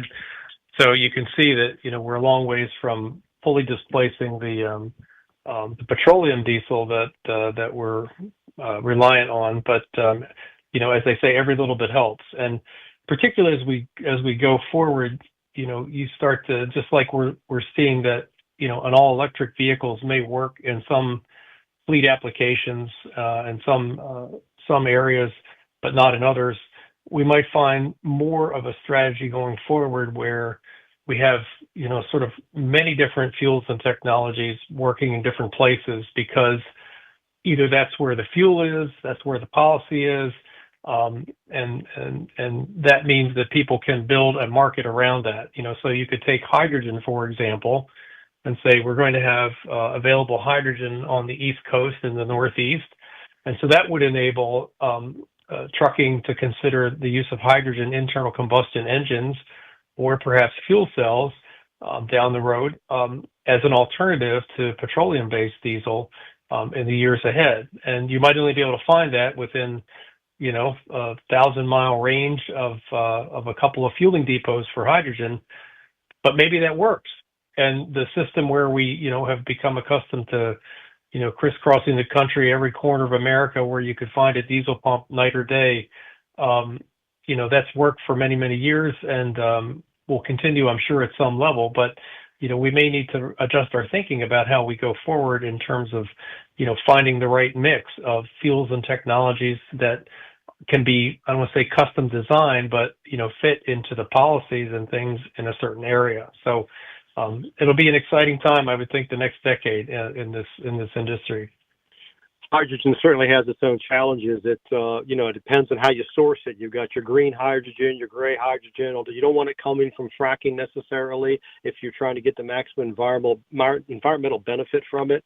And also, you have to have energy to compress it and or liquefy to transport it, and that has to be factored into the whole mix too. It's not like a drop-in replacement like renewable diesel. So very important to keep that in mind. A few minutes left in the program, about a minute here, minute and a half. What about natural gas? Is there a resurgence for natural gas? Absolutely. I mean, I think, this is something that I've watched over time. We used to sort of battle the, diesel versus natural gas kind of thing. But man, that technology in that industry have really, I think, stepped up and are really blooming here at a good time. I think, a lot of that has to do with some really new and advanced engine choices. Cummins has really, set the bar high for, advanced natural gas engines, and that is being a boon for folks. So you take that and couple that up with renewable natural gas, which now is a growing portion of the whole natural gas supply. And it's hard to get any better than that in terms of carbon reduction and familiarity of fuel. So I definitely think that natural gas is having a resurgence well beyond California now, and let's just see how far we can go with it. And it sounds like there's going to be not one solution, but many solutions. And that's probably applicable for an industry that's so diverse with all its different applications. Kind of makes sense. But one thing it sounds like, Alan, is the future of diesel looks bright. And it's going to be around for quite a while, particularly here in the commercial vehicle sector for long-haul trucking in North America. Thank you so much for joining us on the program. It was Alan Schaefer, Executive Director of the Engine Technology Forum. We've been talking about the future of diesel, and you'll be able to listen to this broadcast asynchronously at any time at your convenience at any of the social media channels, including the main home here at RadioNemo.com. So with that, I'm going to go ahead and kick it back over to the studios and Jimmy Mack. Always, there are people who are adjusting quite nicely to this platform, but few at the level or skill that you're doing it. Thank you so much, Robert. Thank you. And next week, we're going to be talking about the value of recommended practices. And I'm going to be interviewing myself, unless you want to help me out with that, Jimmy Mack. I am. Tech Talk with DMC. I'm happy to jump in and join you for that, Robert. I actually look very much forward to working with a genuine bona fide pro. Have the best of days, my friend. You too. Take care. We're going to be back on the other side. It's Education Station. I told you guys, by the way, that when you actually put the T-I-O-N in a Cajun accent, it works pretty darn good. I'll be back with a sports report, followed by Education Station here on RadioNemo.com. Head on over to the Tube of You, the Book of Face, and every place else you get it, including Odyssey and iHeart. Pro drivers, say hello to your perfect fuel stop, Racetrack. Perfect as in hello, everything you need on the go. Oh, hi there, dedicated truck lanes. What's up, hot and delicious grab-and-go food? And hello, cat scales, clean restrooms, and large, easy-to-maneuver lots. Racetrack has what you want so you can get in, get out, and get back on the road, turning miles into money. Next time you need to stop, say hello to the fuel stop built for pro drivers. Racetrack, whatever gets you going.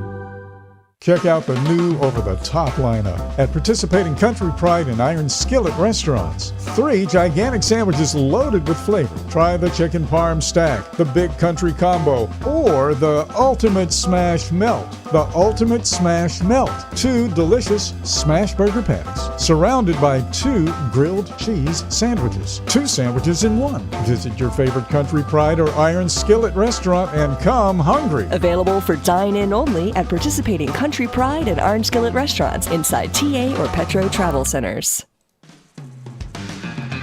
Live from the Fastport Studios in good old Crescent City, this is Road Gang Radio with your host, Jimmy Mack. Let's talk education, baby.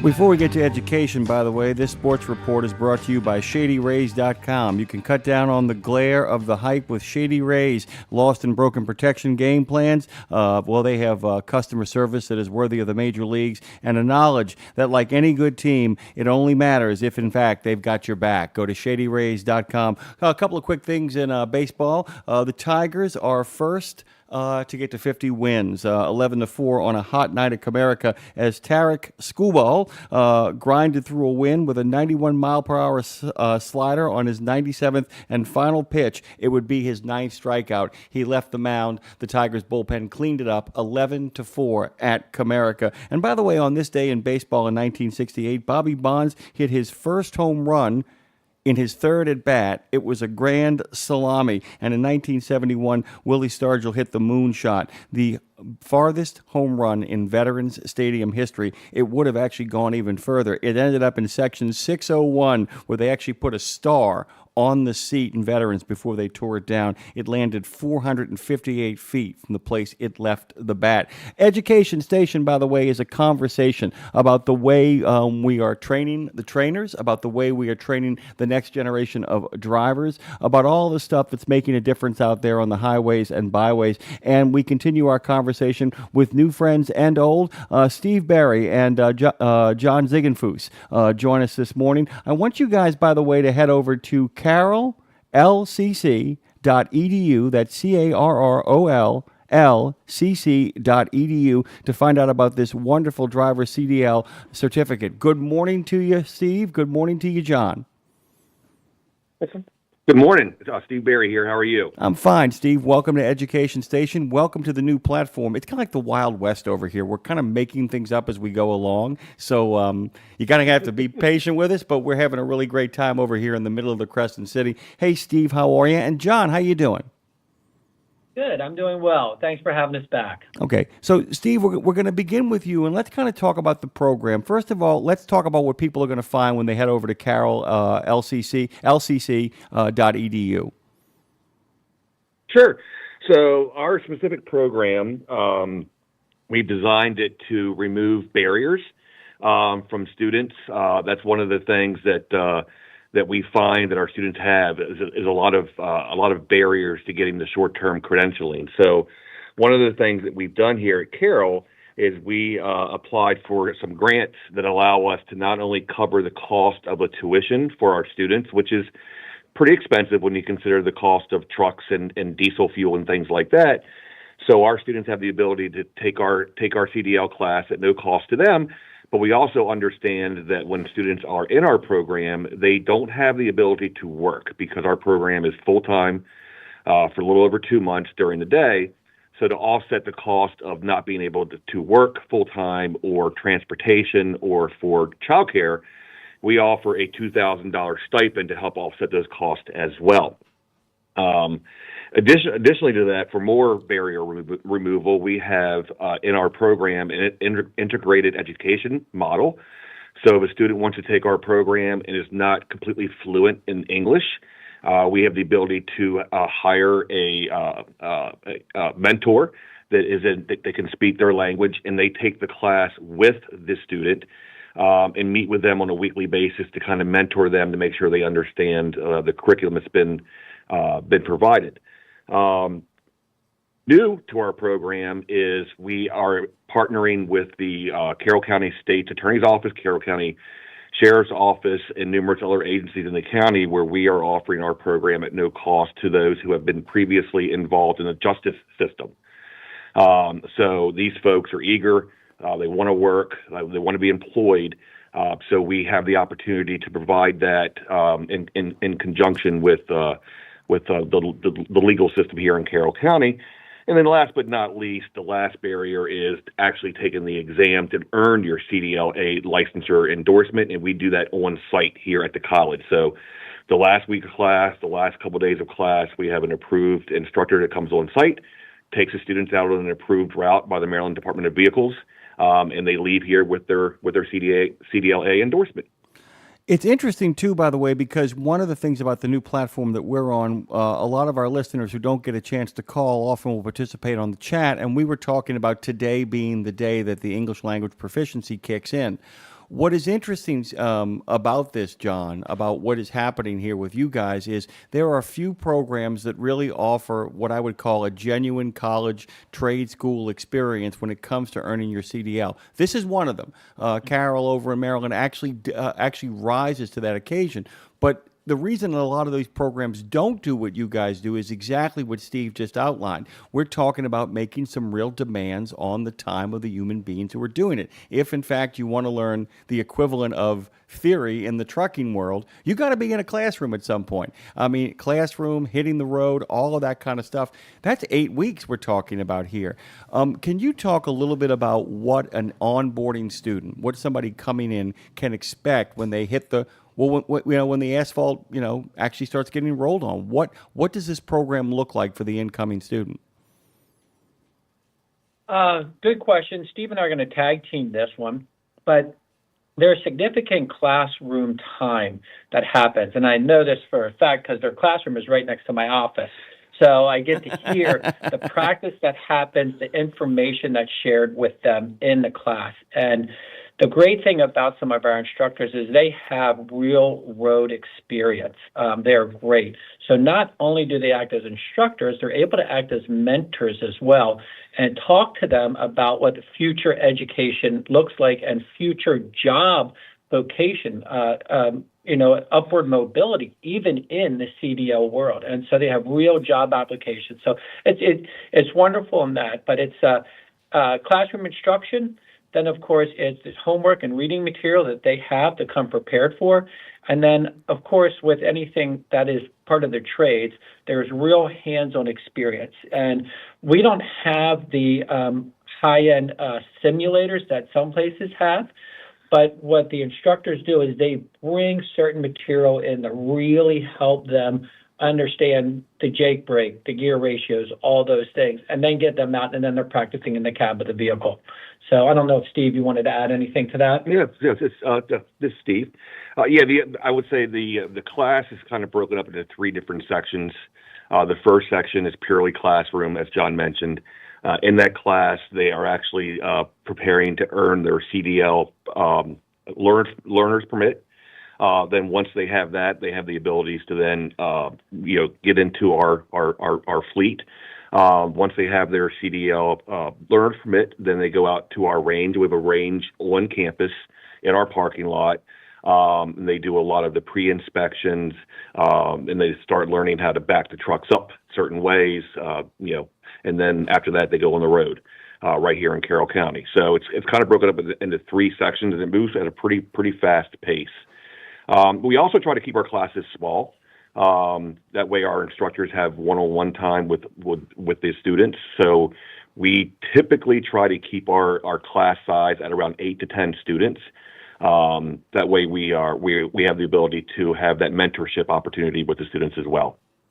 And that's the thing too. Like I said, there are so many programs that we've had on this particular segment, and we're very proud of the fact that we've spoken to over 100 different programs. This is one of the ones that is the most interesting to me because a lot of them offer bits and pieces of what you talk about and do a very good job of getting people ready to take the next step. This is as close to a comprehensive program as exists in the country, meaning like the idea that if there was an equivalency to a college education for truck drivers, this one is the beginning of actually kind of exploring what all that looks like, with the understanding that there's going to have to be some kind of, supplement to go along with it, because we're talking about full-time student. You are actually asking for a commitment at that particular kind of level. And I brought up the English proficiency situation earlier because one of the people commenting online said the issue wasn't so much the lack of proficiency with English, it was the training. And one of the things that you brought up was the idea of having a mentor, a tutor, a translator with them.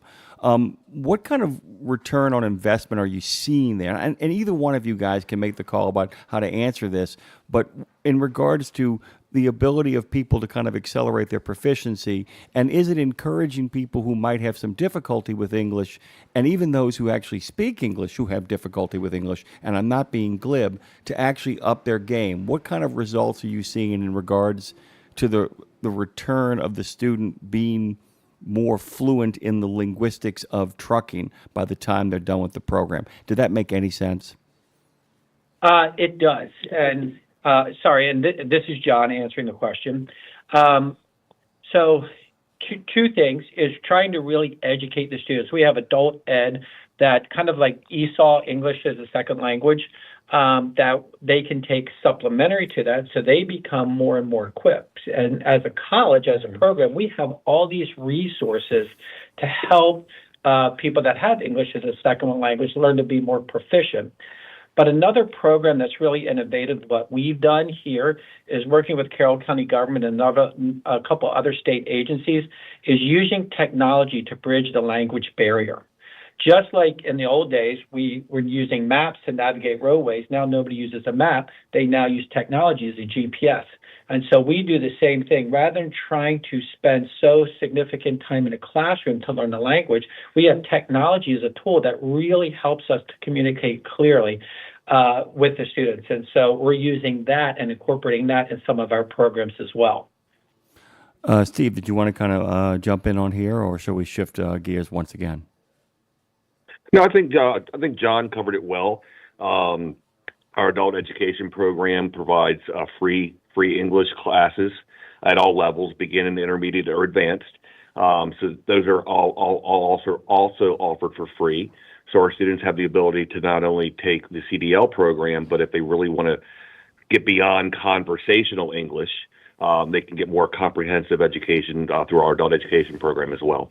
And I was kind of curious to kind of shift over to trainers, because you talk about the idea of having mentors, having people there. One of the things that I've always been really fascinated by is a lot of programs are beginning to figure out ways of matching students up with people that seem to kind of speak to their weaknesses or their strengths, to kind of be like, well, this guy communicates better with this kind of student, this woman communicates better with these kind of people, so how do we kind of get them kind of paired up? When you guys go looking for a trainer, Steve, what are you looking for? What do you look for in regards to the kind of people you want in the classroom and on the roadway with these folks? So we're definitely looking for somebody who has patience, right? A lot of the students come in, they have barriers to their learning, different learning styles, different ways they retain information. So definitely looking for somebody that has the patience and the wherewithal to work with a younger generation of student, which we're starting to see much more of. But not only that, but having the ability to convey to the younger folks that it takes more to get behind the wheel and drive a truck, but you also have to have those soft skills, right? So you have to be professional. You're working with customers for the organization you're working for.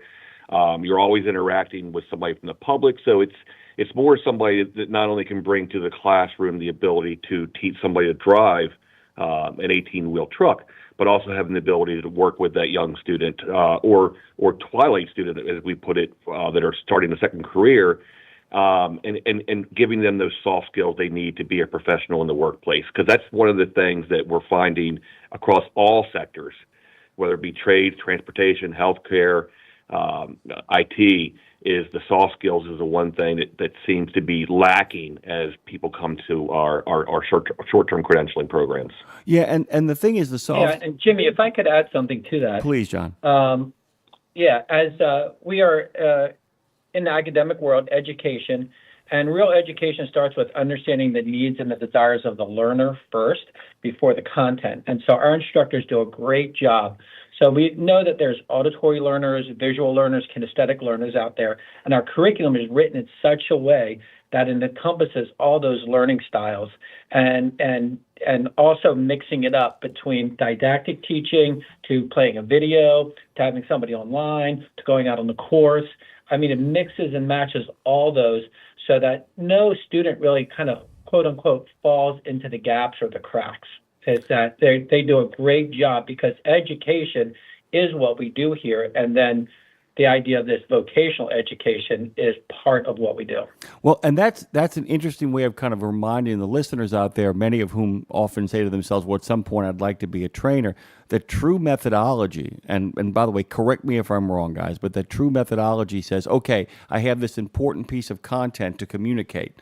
I can't just write a lesson plan for visual learners, or I can't just write a lesson plan for audio learners or kinesthetic learners. What I have to do is I have to write a lesson plan, and then under that have the bullet points of how I communicate this one way, how I communicate it the second, and how I communicate it the third, and then make it all seem like a seamless garment in the classroom.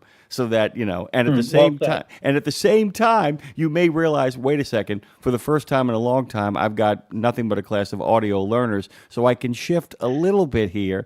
But it's about the kind of teachers it seems to me that you guys are looking for, given the comprehensiveness of the program, are people who are also willing to learn. And I just wanted to kind of ask a side question here, which is, do you provide opportunities for the people who are teaching? Okay, let's say that I come in there and I am a very, very good instructor in regards to curriculum planning, methodology, and have a great deal of patience. And I come to you and I say, look, it's really important for me to get Spanish down, because a number of students are coming in here, I notice, who are okay with English but better in Spanish, and I want to be able to work with them. Do you provide opportunities for the trainers to further their education as they're getting more in depth into your program and working for you guys? Once again, we'll start with John and then shift over to Steve.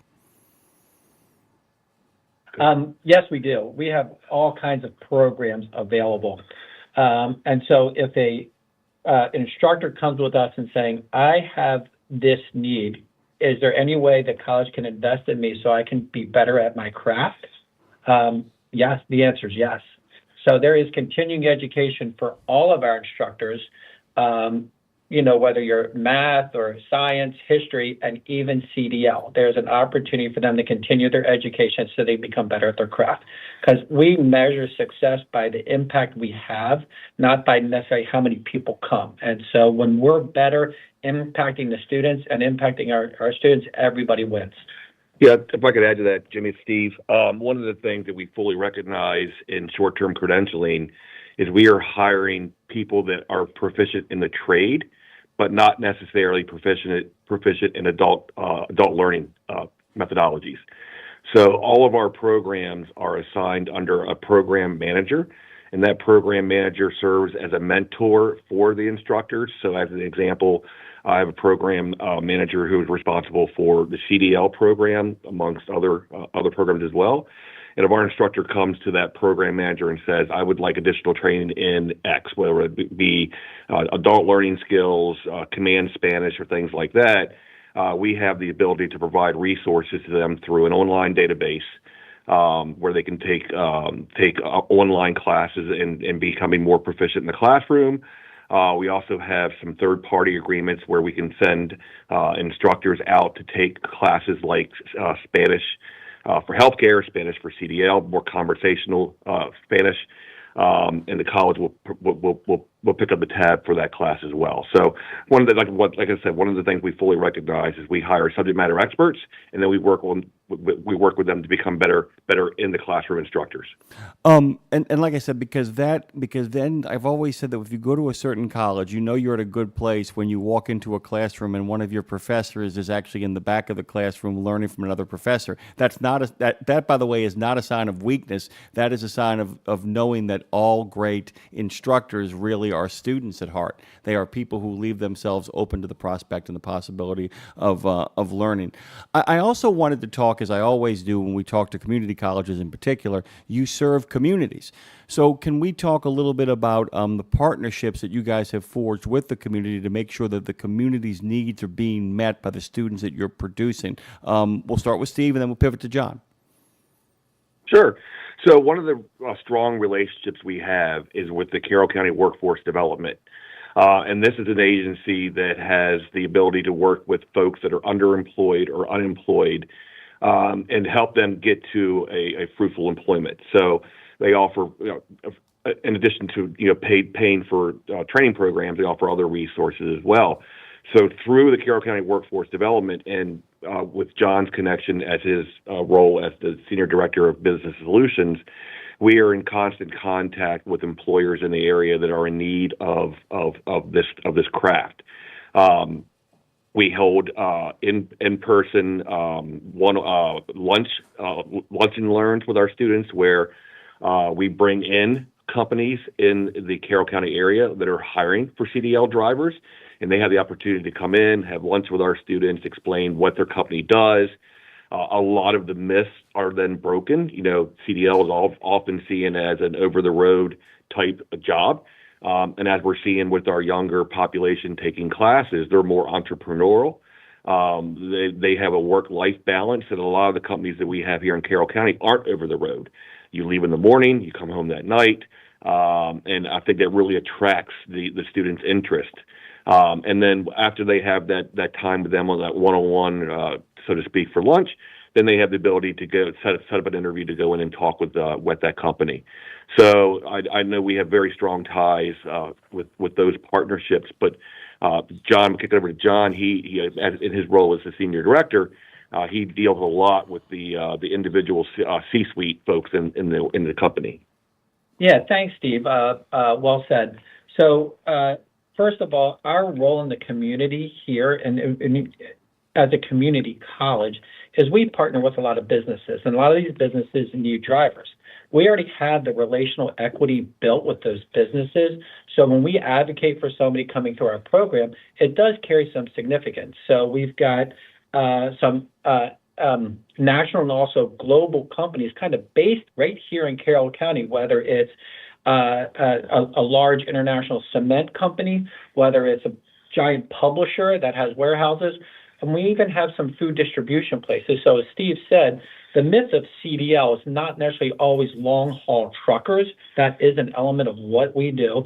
But it's also people with the younger generation looking for more work-life balance, is that we need good CDL drivers to in the construction world, in the food delivery system, the restaurants, in the publishing industry. And it creates a little bit more of I don't want to say necessarily a 9 to 5, but maybe closer to a 40 to 45-hour work week where they can go home and not feel like they're missing out on some of the things that are important to them. And that's what we've really seen in the Gen Z and the Gen Alpha coming up. If you look at the latest Gallup poll, the biggest thing that came up in January 2025 was the state of the workforce is people want work-life balance. They don't want work to dominate their life. They want to have that balance. And I think CDL is a great way to do that, especially in the way that we're able to link students and eventually graduates with the workforce and the people. And like I said, our relational equity with those companies goes a long way as we advocate for them coming out of our program.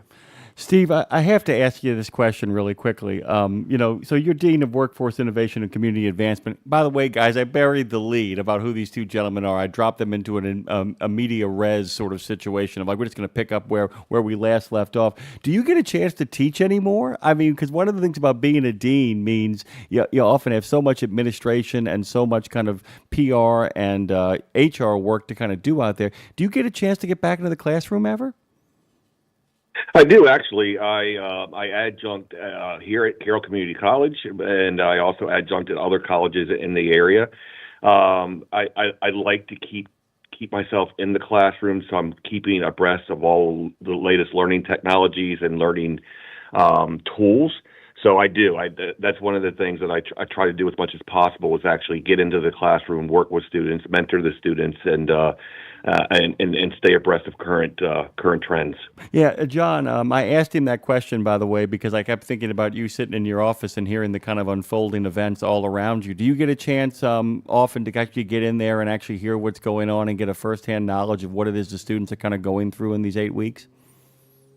A little bit in the classroom, and I I'm nosy by nature, so I go out and watch them on the course. So I actually have an expired CDL, so I'm always into it, and I love what our instructors are doing and watching them. And more of my teaching opportunity comes outside of the college, working with the businesses. So I kind of go in and meet with them at either an executive team, find out their needs, how we might be able to support them, whether it's a hard skill or a soft skill that they're learning. So once you get bit by the teaching bug, it never really leaves you. As Steve and I can really admit to that we'll always be educators in some way, shape, or form. Yeah, I mean, Steve, that's the thing too. Is that it's such a system of tinkering, because as people change, as new technologies kind of come on board, and as people get exposed to those new technologies, often before they even get exposed to any sort of formal education, it becomes a matter of kind of having to keep your foot in both worlds, right? That you're constantly observing the businesses around you and the new tech that they're incorporating, and then figuring out ways that you can methodology-wise onboard that into an educational environment, right? Correct. And as John mentioned a few minutes ago, a lot of our student base is changing. We're starting to see students come out of high school. They're more interested in being opting for the non-traditional career training pathway. So think about your Gen Zs. They're kind of out of high school now, but the newest generation is the Alpha. They're sophomores or juniors now, and they are opting more and more for a non-traditional career training pathway over the traditional 4-year college route. This is highly driven by cost concerns, cost of tuition, quicker entry into the workforce, and a growing awareness of alternative for high demand careers. So as those students are coming into the classroom, we're having to understand how they learn. They're completely online, so we're having to make sure we meet their needs in the classroom, while also understanding that we also have older generations in the classroom as well, that are switching careers or have gotten laid off for some reason or another. So it's fully understanding who is in the classroom and understanding how they prefer their educational experience to be. Unbelievably, we have rumbled, bumbled, and stumbled our way through a half an hour of content here. The Senior Director of Business Solutions at Carroll Community College, John Ziegenfuss, has joined us. And also, we're big thanks to Steve Barry, by the way, who is the Dean of Workforce Innovation and Community Advancement. I got all that right? I literally had all that stuff lined up at the top and said, I was going to jump in and have a conversation with these guys. I can't thank you enough. Steve, one more time, tell them where they can go to find out more about your program. So you can go to Carroll's website, which is www.carroll.edu. And they can kind of find a link right to our CDL page. I can't thank you both enough for joining us here on Education Station on our new platform. Guys, go to RadioNemo.com. Check us out over there. Thank you both for making the time today. Thank you. Appreciate it. Thank you. We enjoyed it. You got it. Dre, we're going to take a really quick break here. Go to RadioNemo.com. Of course, go to the Tube of You. Go to the Book of Face. Go everywhere where you get this stuff from, man. Hashtag RGR. Break us away and mute me now.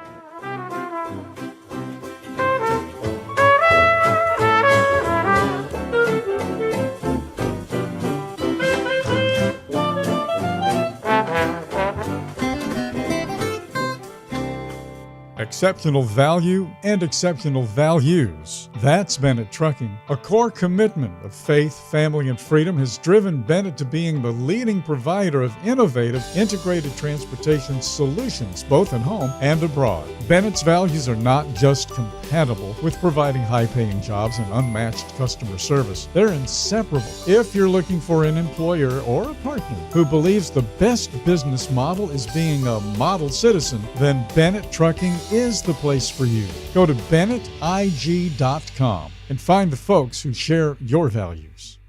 The Joshua Chamberlain Society is unlike any other veterans organization. It's truly a family, and I know that firsthand from working with them myself. Their mission is to make wounded veterans and families of deceased veterans feel the support and appreciation of their community for life.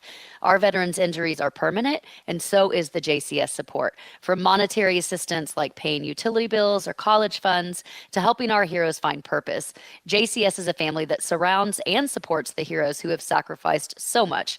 Learn Learn more and make your donation at chamberlainsociety.org. That's chamberlainsociety.org. Live hard, drive hard. Shady Rays has got you. If you want a pair of sunglasses that keeps up with your adventure on the road, Shady Rays has got you. If you want to keep your eyes on the journey ahead with a price point right for your lifestyle, Shady Rays has got you. Premium polarized sunglasses with a lost and broken protection program and 30-day risk-free returns and exchanges. Drop in that code RadioNemo at ShadyRays.com and get a 35% discount and make sure you can see where the action is. They got you at ShadyRays.com. We are now officially in the second half of good old Road Gang Radio, which means it's time for Lindsay to come in and hang out with good old Jimmy Mac.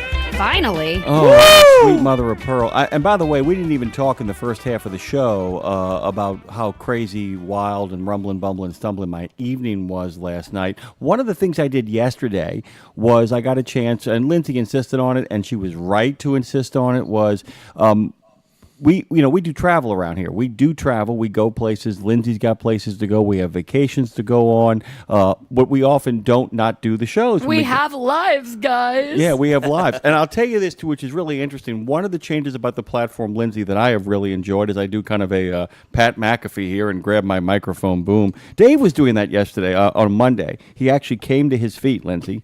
He actually stood up. Okay, stay focused, one story at a time. No, but it's like, so as I kind of lean into this thing here, we do a lot of traveling and we have a lot of moving pieces here. Things have not been quite set up yet, which has been really exciting and fun. One of the things that happened in regards to setting up the studio, we had to stay one step ahead of the sheriff. And when Tara and Nick raced out the door after having set up the equipment on that last day, she raced out the door without grabbing the Comrexes. Tara, if you're listening, you're fired. Yeah. And you're also rehired because we can't do it without we you. Literally would be so screwed. But we left the Comrexes here, which are the portable instruments that allow us to broadcast from anywhere in the known universe. As a matter of fact, you watch out, Zebulon 5. And I've been talking about those guys. We're coming for you. Party on the moon. Party on the moon. We're going to get the first base there, not those guys from Zebulon 5. Don't like them at all. But I had to send you. I have no idea what you're talking about. It's a planet out there. It's the only other planet that rivals us. They don't even come close though. I had to send you the Comrex, so I literally had to ship it overnight. Not overnight, but over 2 to 3 day period. Lindsay, I wasn't kidding with you because Lindsay keeps thinking I'm trying to cover a cost that she's willing to jump in and help pay for, and I told her how much it cost. I went to FedEx, got it done. They were really reasonable. He said it's going to cost you this much to send it to this place, and I was like, excuse me? He said, yeah, really. I said, really? He said, don't confuse the size of the package with the weight. Don't do it. Don't do it, Well, Lindsay. that makes me happy. It means this thing I have to travel with is not very heavy, so that's good to know. It's not. It's not. As a matter of fact, I even was able to put in there's another thing inside of it. We'll talk about it when you get the whole Did you intro. put in any surprises for me, No. like a letter or some queso? No, I didn't put any. Aw. Oh, my God. 3 days, a queso. It arrives on Friday. I have the tracking number. So if you don't get it, just get in touch with me and I can be like, hey, guys, there's a lot of money involved in that whole process of exchange. Well, I want to say thank you for doing that. That was an act of kindness to help me out and to take time out of your day to do that. And I think acts of kindness today, these days more than ever, are so important, Jim. And which brings me, I want to show you, before we get our first guest on, I want to tell you the story. And our first guest will certainly lean in to acts of kindness as well. But last night I was at a dinner, and there was someone there, Jim, from Colombia, Brazil, Czechoslovakia, Romania, and then all us boring white people there as well. But it was interesting. The Czechoslovakia and Romanian, both separate couples, but they both escaped. They were in a refugee camp when they were young. We were just telling they were telling us these eye-opening stories, and then we just ended with the conversation like, with everything going on, why can't we all just get along? Like, why? I know I sound so basic, but why do we make it so difficult? Why is everybody out there fighting and struggling? Anyway, so it led me I'd spent a lot of time looking just for like feel-good stories last night, but one that stood out to me, I love this, Jim, so I have to share it quickly because it's a reminder to all of our drivers out there that you can do small things that literally change and shift people's life. This is kind of a big deal that this guy did. This guy named Jake Austin, by the way, he's a St. Louis truck driver, and he has this movement called Shower to the People. Shower to the people. Yeah. So Jake Austin, a St. Louis trucker, he's a longtime homelessness volunteer. He saw that obviously clothing and food are vital, but it's like that basic hot shower that's such a necessity that makes you feel like a human again, that not everybody has access to. And we forget about that. So listen what he did, Jim. He bought a used truck off Craigslist for $5,000. He converted it into a fully functional mobile shower unit, complete with 2 private shower stalls, sinks, mirrors, towels, and toiletries. And how it works, the truck plugs into a fire hydrant and uses a generator to heat the water, allowing it to park in like an underserved neighborhood and offer warm showers that anyone can come use, no questions asked. And he says, obviously, good hygiene promotes good health, which promotes you to feel better, which helps you to get out there, et cetera, et cetera. He says one woman came up, she was crabbing upset, but after a shower, she came out glowing and ready to take on the world. It's something simple like that, but that's not simple. That was a big deal that he did, but he was inspired by it going on the road. He said when he came out, he hadn't had a shower in days. He took a hot shower and he's like, I feel like a new person. And now I realize that people need to feel like a new person. Shower to the people. Shower to the people. Shower to the people. Shower to the people. Come on now. By the way, it's a John Lennon song. Just want to kind of make sure people don't think I'm completely insane. You are completely insane, but not because of that song. I'll tell you this, though, Lindsay. I was thinking about it this morning, too, because you and I talked about something happened at my house last night. Everything is fine, but it made for a very long night. So I asked my mom to let me sleep in a little bit later after we dealt with what we were dealing with. And I thought about this as I got in the shower this morning. You can always tell when somebody is full of it about running late, about what they're running late about. If they come in showered and ready to work, they're probably not just jumping up out of bed. And you can always tell, even when somebody has good hygiene, when they haven't showered in the morning, you know what I'm saying? When they're first getting up, you can tell because they're not refreshed. They're just not. Go ahead, Phone Master. Well, good morning, Lindsay. Hey, how are you? Good morning, my love. And then I'll come in here and we'll get to our guests here soon. But Lindsay pointed out that she likes my hair down, and my hair down. You can kind of tell when I take a shower or I wash my hair. Shower to the people. Because I have my hair down and I feel like a brand new person since my hair is washed and it's not greasy. It's not sitting in a hat for several days. Because I wash myself at least once a day, but you don't do your hair every day. But Well, I was going to say, I never see you with your hair down, so I hope that doesn't mean you don't ever shower.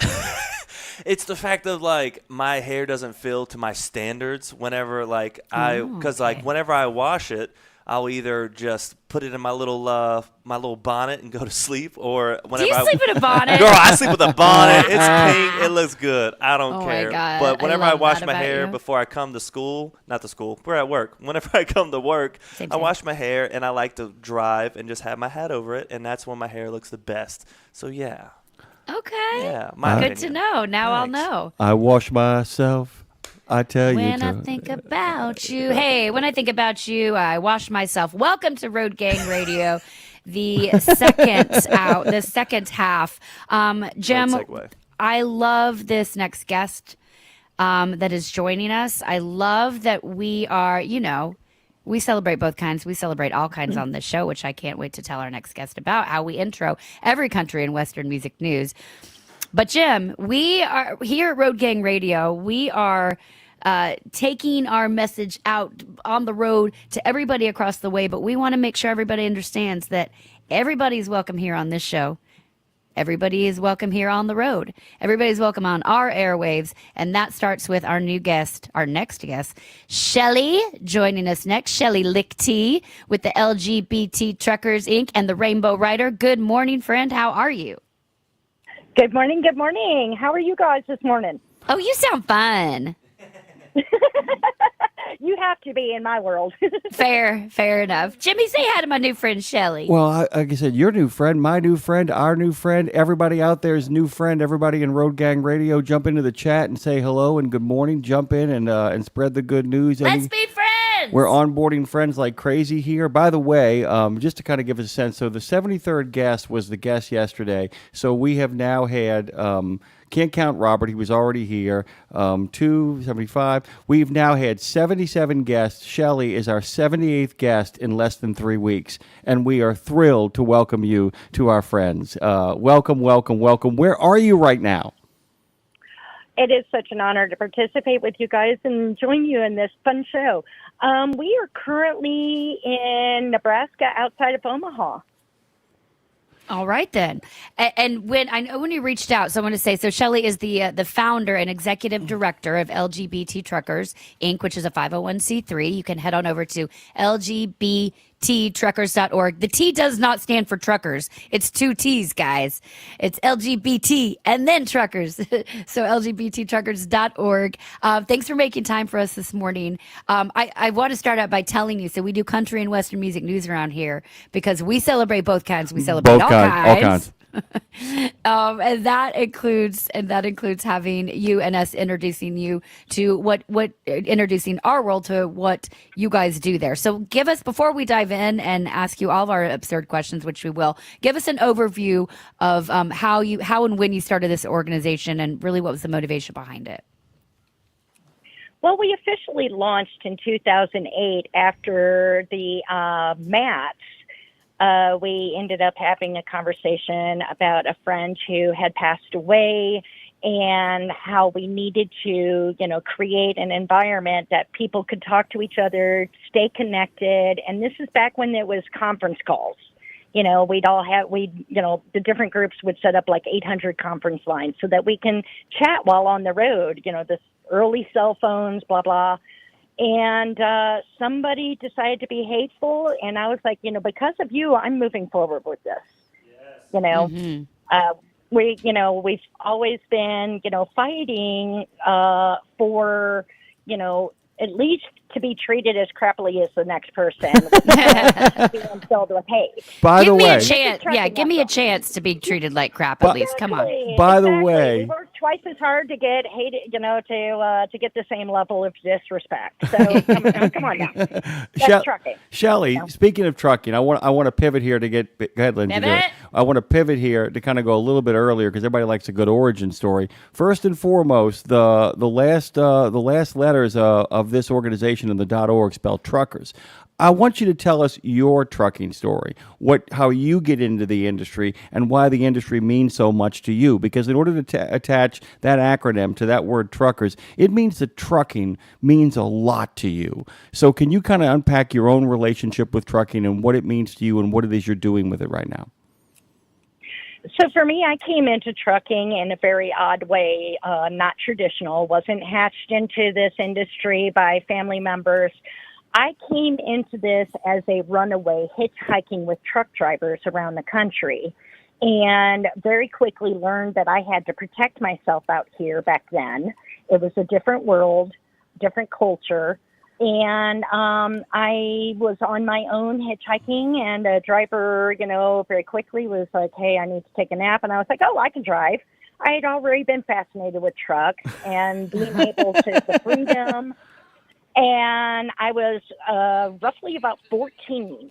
And he was like, really? I was like, yeah. And this is an old cab over a double stick. And I smashed the crap out of the gears, but I said the right thing at the right time. I said, every truck shifts different. I didn't know this, but he took the time and saw that I wanted to learn and taught me. And I basically did true freelance outlaw until I got my CDL.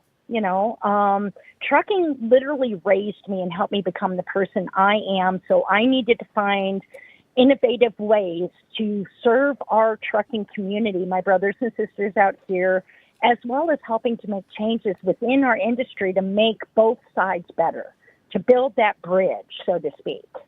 Well, and the building the bridge thing, that's the most important thing here because we've got We have drivers perhaps listening that say, well, how does this affect me when we're talking about your organization? It just doesn't affect me. Well, it does, because, we're all sharing space out there. Everyone's sharing space out there. And, we just have to be good neighbors to each other out there on the road. And I told Jim and his wife Claire this the other day, Shelley. We were at Matt's this past year. And I sang at this event and then was sitting in the back afterward and happened to sit down just randomly next to someone. They were alone back at a table, and we got to talking. And it was a truck driver who's a member of the trans community. And we had struck up the most lovely conversation. She was sitting alone. I didn't think much of it because I'll talk to a wall. I don't care. And at the end of our conversation, she was like, this is the first time I've been at one of these where somebody sat by me and talked to me. And I was like, wow. And I noticed afterward, it was funny because I was sitting there, a couple of our sponsors, a couple of people from the corporate world ended up coming over. This driver actually signed up for one of the services that we'd been talking about promoting. And those people said to me, you know what? I admit I will follow my own. I will take blame here. I didn't go over to that person because they look different for me. And you introduced us. Now they remember. Now they're a client, one of the first paying clients this week. So shame on me. And I was like, that's all it takes. Just talking to someone, remember the human in it. So let's talk about what from that transition, you became a trucker, you were seeing, it gave you a place in a community. And then I assume that gave you the power and the embodiment to go out then and tell your story. Tell me when you finally felt seen enough to be like, I can bridge the gap and do something good here. Well, it wasn't so much, me, having the strength to do it. I saw a need, and regardless of my comfort zone, I needed to step out to help others. Somebody eventually took time and took me under their wing, so I needed to, give back in my own way to help give a voice to a community. And we are an untapped part of the industry, from recruiting, sales, all facets of the supply chain network. And so therefore, giving visibility to these people, pointing out that, hey, by your own prejudices, you are creating a culture where you're losing out on potential employees, major contributors to your success, as well as their own individual success. Trucking has given a lot of drivers the opportunity to become themselves, whether it is to heal from emotional wounds, to, investing in their own family's future economically, to for those of the trans community, to out of that shell, they're now inside of another opportunity where they can be their authentic selves right from the get-go, or because our personal interactions are so short, we're in our own little bubble. Make your bubble what you need it to be for you. That makes a lot of sense, by the way. And I want to kind of bring up something as a roundabout way. I don't know if you guys know this, but one of the reasons why we saw a rise in PTSD among veterans after Vietnam is the fact that people weren't given time to compress. Is that it used to be that when soldiers came home from war, those folks would actually come across in boats with the people they had served in. It would often take them sometimes a month to make those journeys, 2 weeks, 3 weeks, a month to make those journeys back home. It would give them decompression space.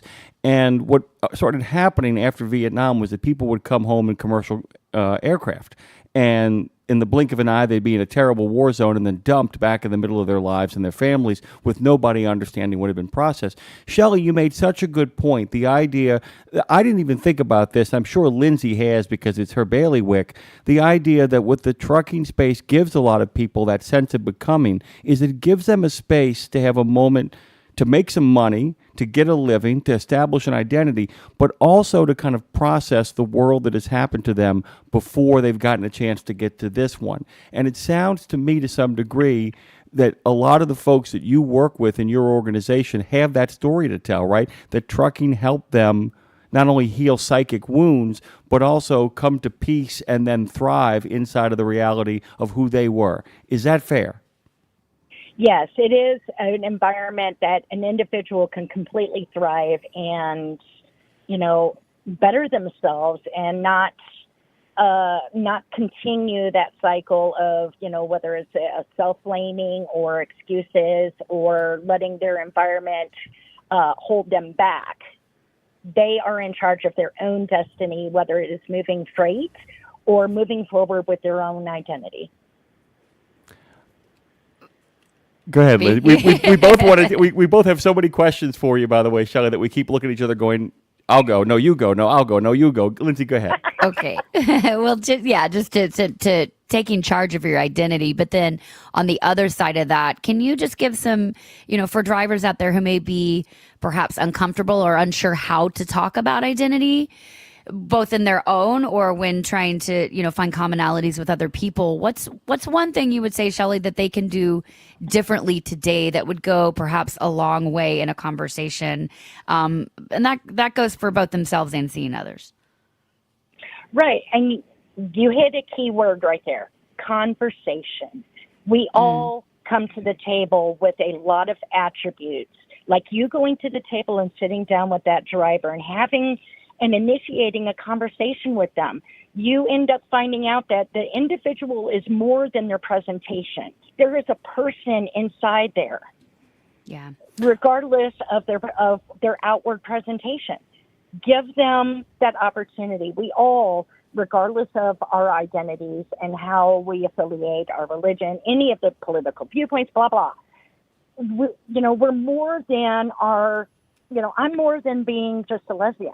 I'm more than that. Get to know me beyond that label. Well, and this is the other thing here. We're not just, you have this organization that you work with, but we're not just talking about LGBTQ here. This goes for any race, political. Yeah, we're talking about today. You just happen to be representing that facet, but this goes for anything. And I think, and that's what we try to do, Shelley, on this show. I almost said on this here show. That was very country. On this here show is not have interviews, but have conversations. Jim and I talk about that a lot with Dave as well. This is conversations. It's getting to know each other. It's a back and forth, and it's I like the reminding. I think labels get in the way of everything in this world, unfortunately, but it also helps us express ourselves out in the world. So finding that balance is also important. Shelley, I also wanted really quickly, Shelley, I wanted to say our friend Joe J is just commenting on the chat of the Book of Faith on the Tube of You, and he's got to say, I've seen a wrapped LGB trucker's Freightliner out on the road before. Small world. He wanted me to tell you hello and welcome to the show. That's one of our regular contributors over there. Hey. We are looking forward to rolling out the fourth one. Oh, fantastic. So I want to also pivot to trucking as well here, because you made the point. We've always said that, when we talk with women in trucking, we remind people that often people have better bathrooms at rest stops because women are in trucking. That often there is a chance to actually get more promotions or to get better routes sometimes because there are other voices creating pressure on the trucking industry. This is as much about trucking as it is about who it represents, because bathrooms, clean bathrooms, safe spaces, better working conditions. You guys are bringing more voices in to create pressure so that, by the way, you made the joke so that we all don't get treated as crappily. We just want to be treated as badly as everybody else. If, in fact, you are allowed into the conversation, there's a chance that everybody, and I mean everybody's conditions on the road can improve, right? Yes. Yeah, we all have our own individual responsibility to try to make and better our industry, our environment, and our culture in the transportation industry, especially with, all of the media spotlighting,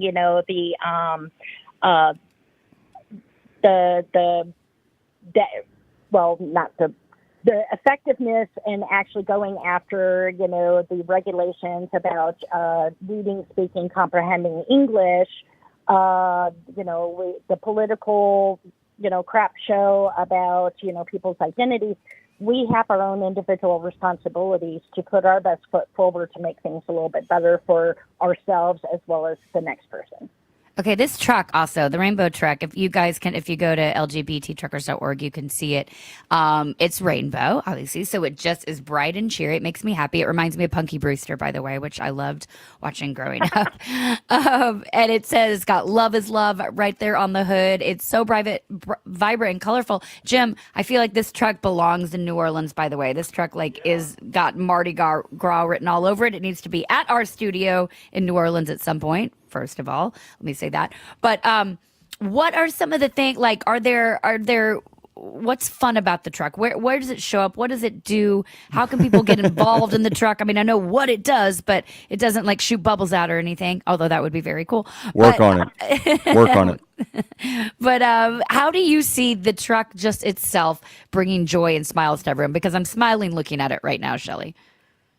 It does make you smile.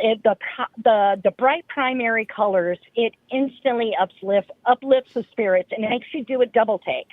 And for me, it is rolling visibility of the community, but it is just a rolling piece of art.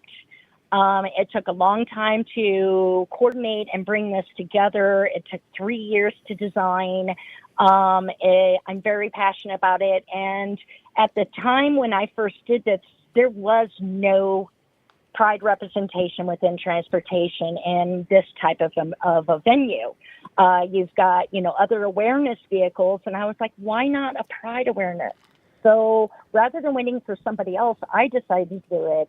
And I wanted to literally try to tell a story with the truck. There is the road. The road gives us the opportunity to become ourselves and to heal. We are in charge of our own destinies, which means, picking the road we're going to travel. And, the industry as a whole, we are all out here. We are all out here sharing the roads. And it doesn't matter who or what you are. It takes all of us collectively to keep this country moving. Yeah. And it creates conversation. Those who are too young to have bias, they look at this and get all excited. And I, of course, love doing the horn honk. I don't care if I get a ticket. Well, technically it's illegal to do it. But you know what? Us truckers, you lose your... Dude, if that's illegal, that's what I'm going to jail for. I'm here for that. Yeah. Oh, yeah. What are you doing time for? I blew my horn. That's what I'm in time for. Some kid told Literally. me. Literally. Yeah. Some kid told me. Some kid asked me to pull on that cord, and I did it, and here I am. There you go. No problem with that whatsoever. Right. So it continues. Yeah, it continues in having a conversation about sensitivity towards other people. It teaches geography. We're involved with some school classes that follow our truck around the country. It teaches, geography, mathematics, and also how, people from different cultures, religions, political viewpoints can do the same thing. We can all work together. I wanted to ask a final question. I can't believe how fast this has gone by, although I had a feeling it would. The conversation aspect is the most important, because one of the things, and this is really a message of hope, there's some people out there, it always surprises you when you talk with folks. It always surprises me that we always end up having friends where we least expect them. Has that been your experience? Has it been any sort of really positives here where you have found out, like, I had no idea that you were standing with us. I had no idea that a guy like you or a gal like you was actually going to stand up and be counted among our friends. Has that been your experience? Yes. When social media, of course, is a microsphere of its own, and it gets a little interesting at times, and it's a source of constant entertainment. But face-to-face interactions, you learn not to judge by appearances. And I really love it that, we always say there's, probably one in every family of our community. But when I have, this big burly, truck driver stereotype come up to me and was like, I just found out last week that my son was gay. Thank you for doing this. Can I have a hug? Here's this big burly man. And I'm like, yeah, I'm, squeaking. Yes, sure. Or somebody who has been silent, or getting those mystery letters stuck in my window saying, thank you for everything you do. You make me feel stronger today. That's so, you made the great point, Shelley. Unfortunately, we're out of time, but you made that great point of saying, if some driver be like, my son or my daughter or whatever, and it's not just about you, it's about your family as well and everyone around you. So just being aware is what it's all about. And I have to ask before we go, how's anybody realize that trans is in transportation? Like, why are we not talking about that? Well, we actually We've been saying it for a while. We put the trans in transportation. I love that. By the way, Shelley, New Orleans put the fun in funerals, so everything's working out the way it should. Thank you so much. Definitely reach out to us. We want to come down and be with you guys. Let's have them for sure. Shelley, lgbttruckers.org. You can find out more. You can get involved, or you know what? You can just pat somebody on the back. Thanks for joining us. Shelley, have the best day. Bye-bye. You guys be safe. We'll be right back, Jim, with Moon Shroom to stay on the fun vibes. Hey, guys, go to truckdown.com and make sure that if you're in the ditch, you hook up with a provider to get you out of it and back on the road. Since 1997, truckdown.com has been making sure you get where you have to be. We'll be right back. You know Sap Brothers will beat any competitor's advertised price on tires, so hold on to that fifth wheel, because when you buy 4 Salem S624 EFTs, the perfect line haul trailer tire, mounted at Sap Brothers, your price is an amazing $199.99, originally priced at $299.99, and prices are good through June 30, 2025 while supplies last. Save on 4 or more at Sap Brothers, and nobody's going to beat that price. Salem Tires, advanced compound technology for maximum mileage and rolling resistance without compromise. When you think tires, think Sap Brothers. Pro drivers, say hello to your perfect fuel stop. Racetrack. Perfect as in hello, everything you need on the go. Oh, hi there, dedicated truck lanes. What's up, hot and delicious grab-and-go food? And hello, cat scales, clean restrooms, and large, easy-to-maneuver lots. Racetrack has what you want so you can get in, get out, and get back on the road, turning miles into money. Next time you need to stop, say hello to the fuel stop built for pro drivers. Racetrack, whatever gets you going.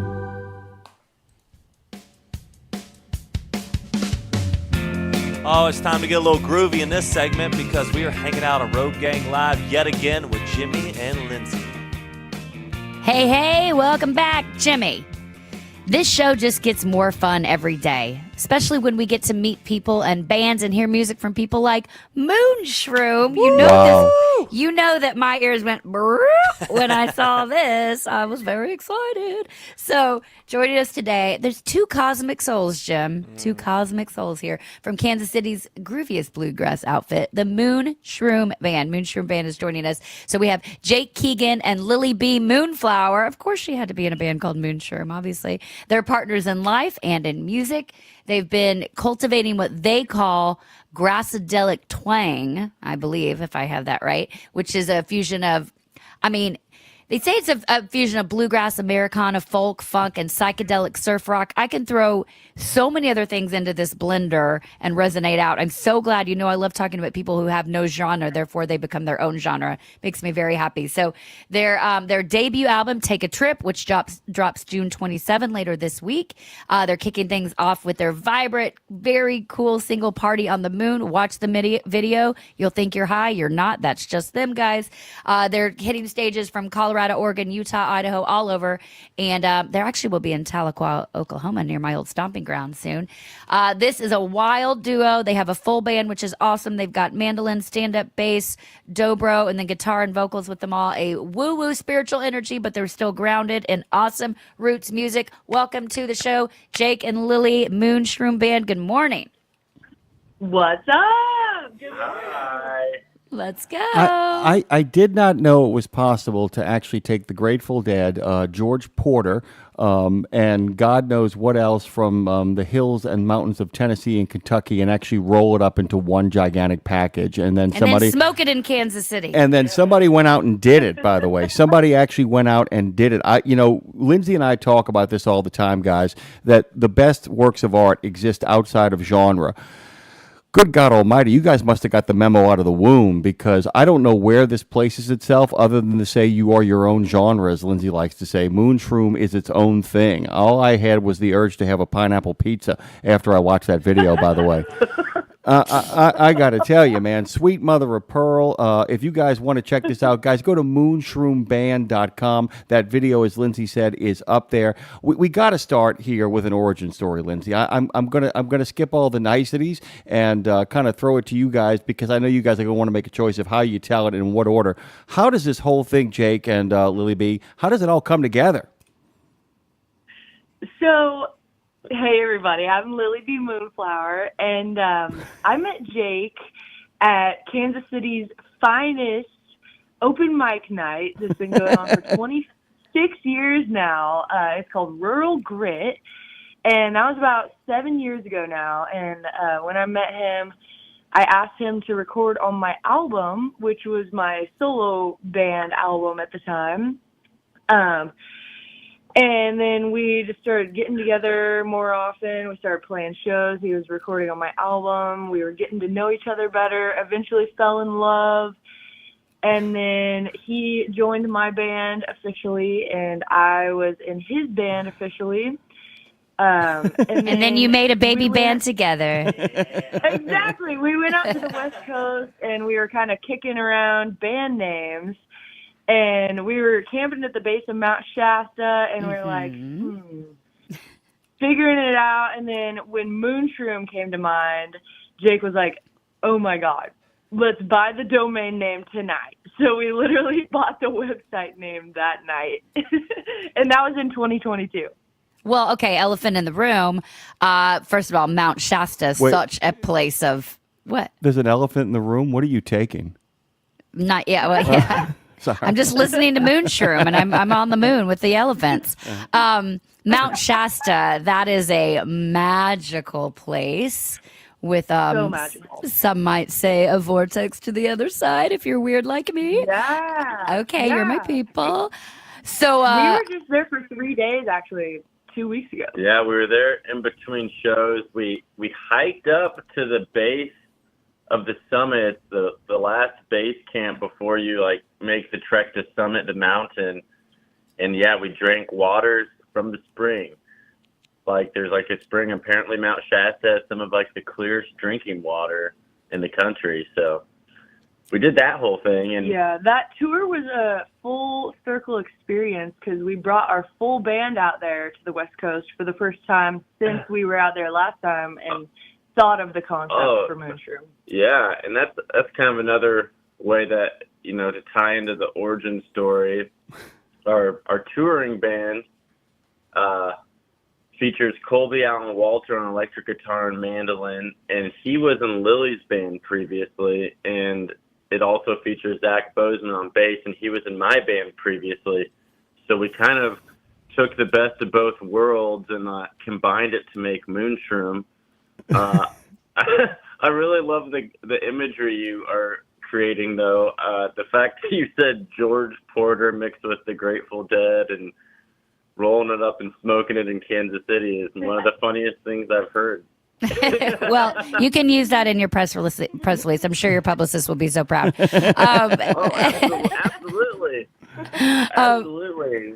But since you're saying Mount Shasta, and I mean, I know I read a book from a woman that I've gotten to know now, and she says that she channeled the whole book while she was sitting at Mount Shasta. She's like, I literally sat there, and it was like the book came to me. And so that I want to talk because I'm a songwriter here in Nashville, and when we moved out into the woods, my songwriting changed exponentially. Like I can walk outside and I feel like I'm gifted songs when I'm standing in nature at risk of sounding like a crazy hippie, which is completely different from my upbringing. So to be like, I stood in the trees and I heard a song, my parents are probably listening like, you have lost your mind. But I believe it. So do you guys feel that? I mean, in your writing, was that something you say Moonshroom came to you out there? I assume 3 days at Mount Shasta. Please tell me you wrote some music while you were there. We actually did start coming up with a song idea that I had. And then the last time we were there, we were coming up with a song too. Yeah, we were coming up with a song. So it is a creative space. And, you know, kind of to roll off what you're saying, a lot of times, I feel with creativity in general, kind of the way that you express it, it comes to you.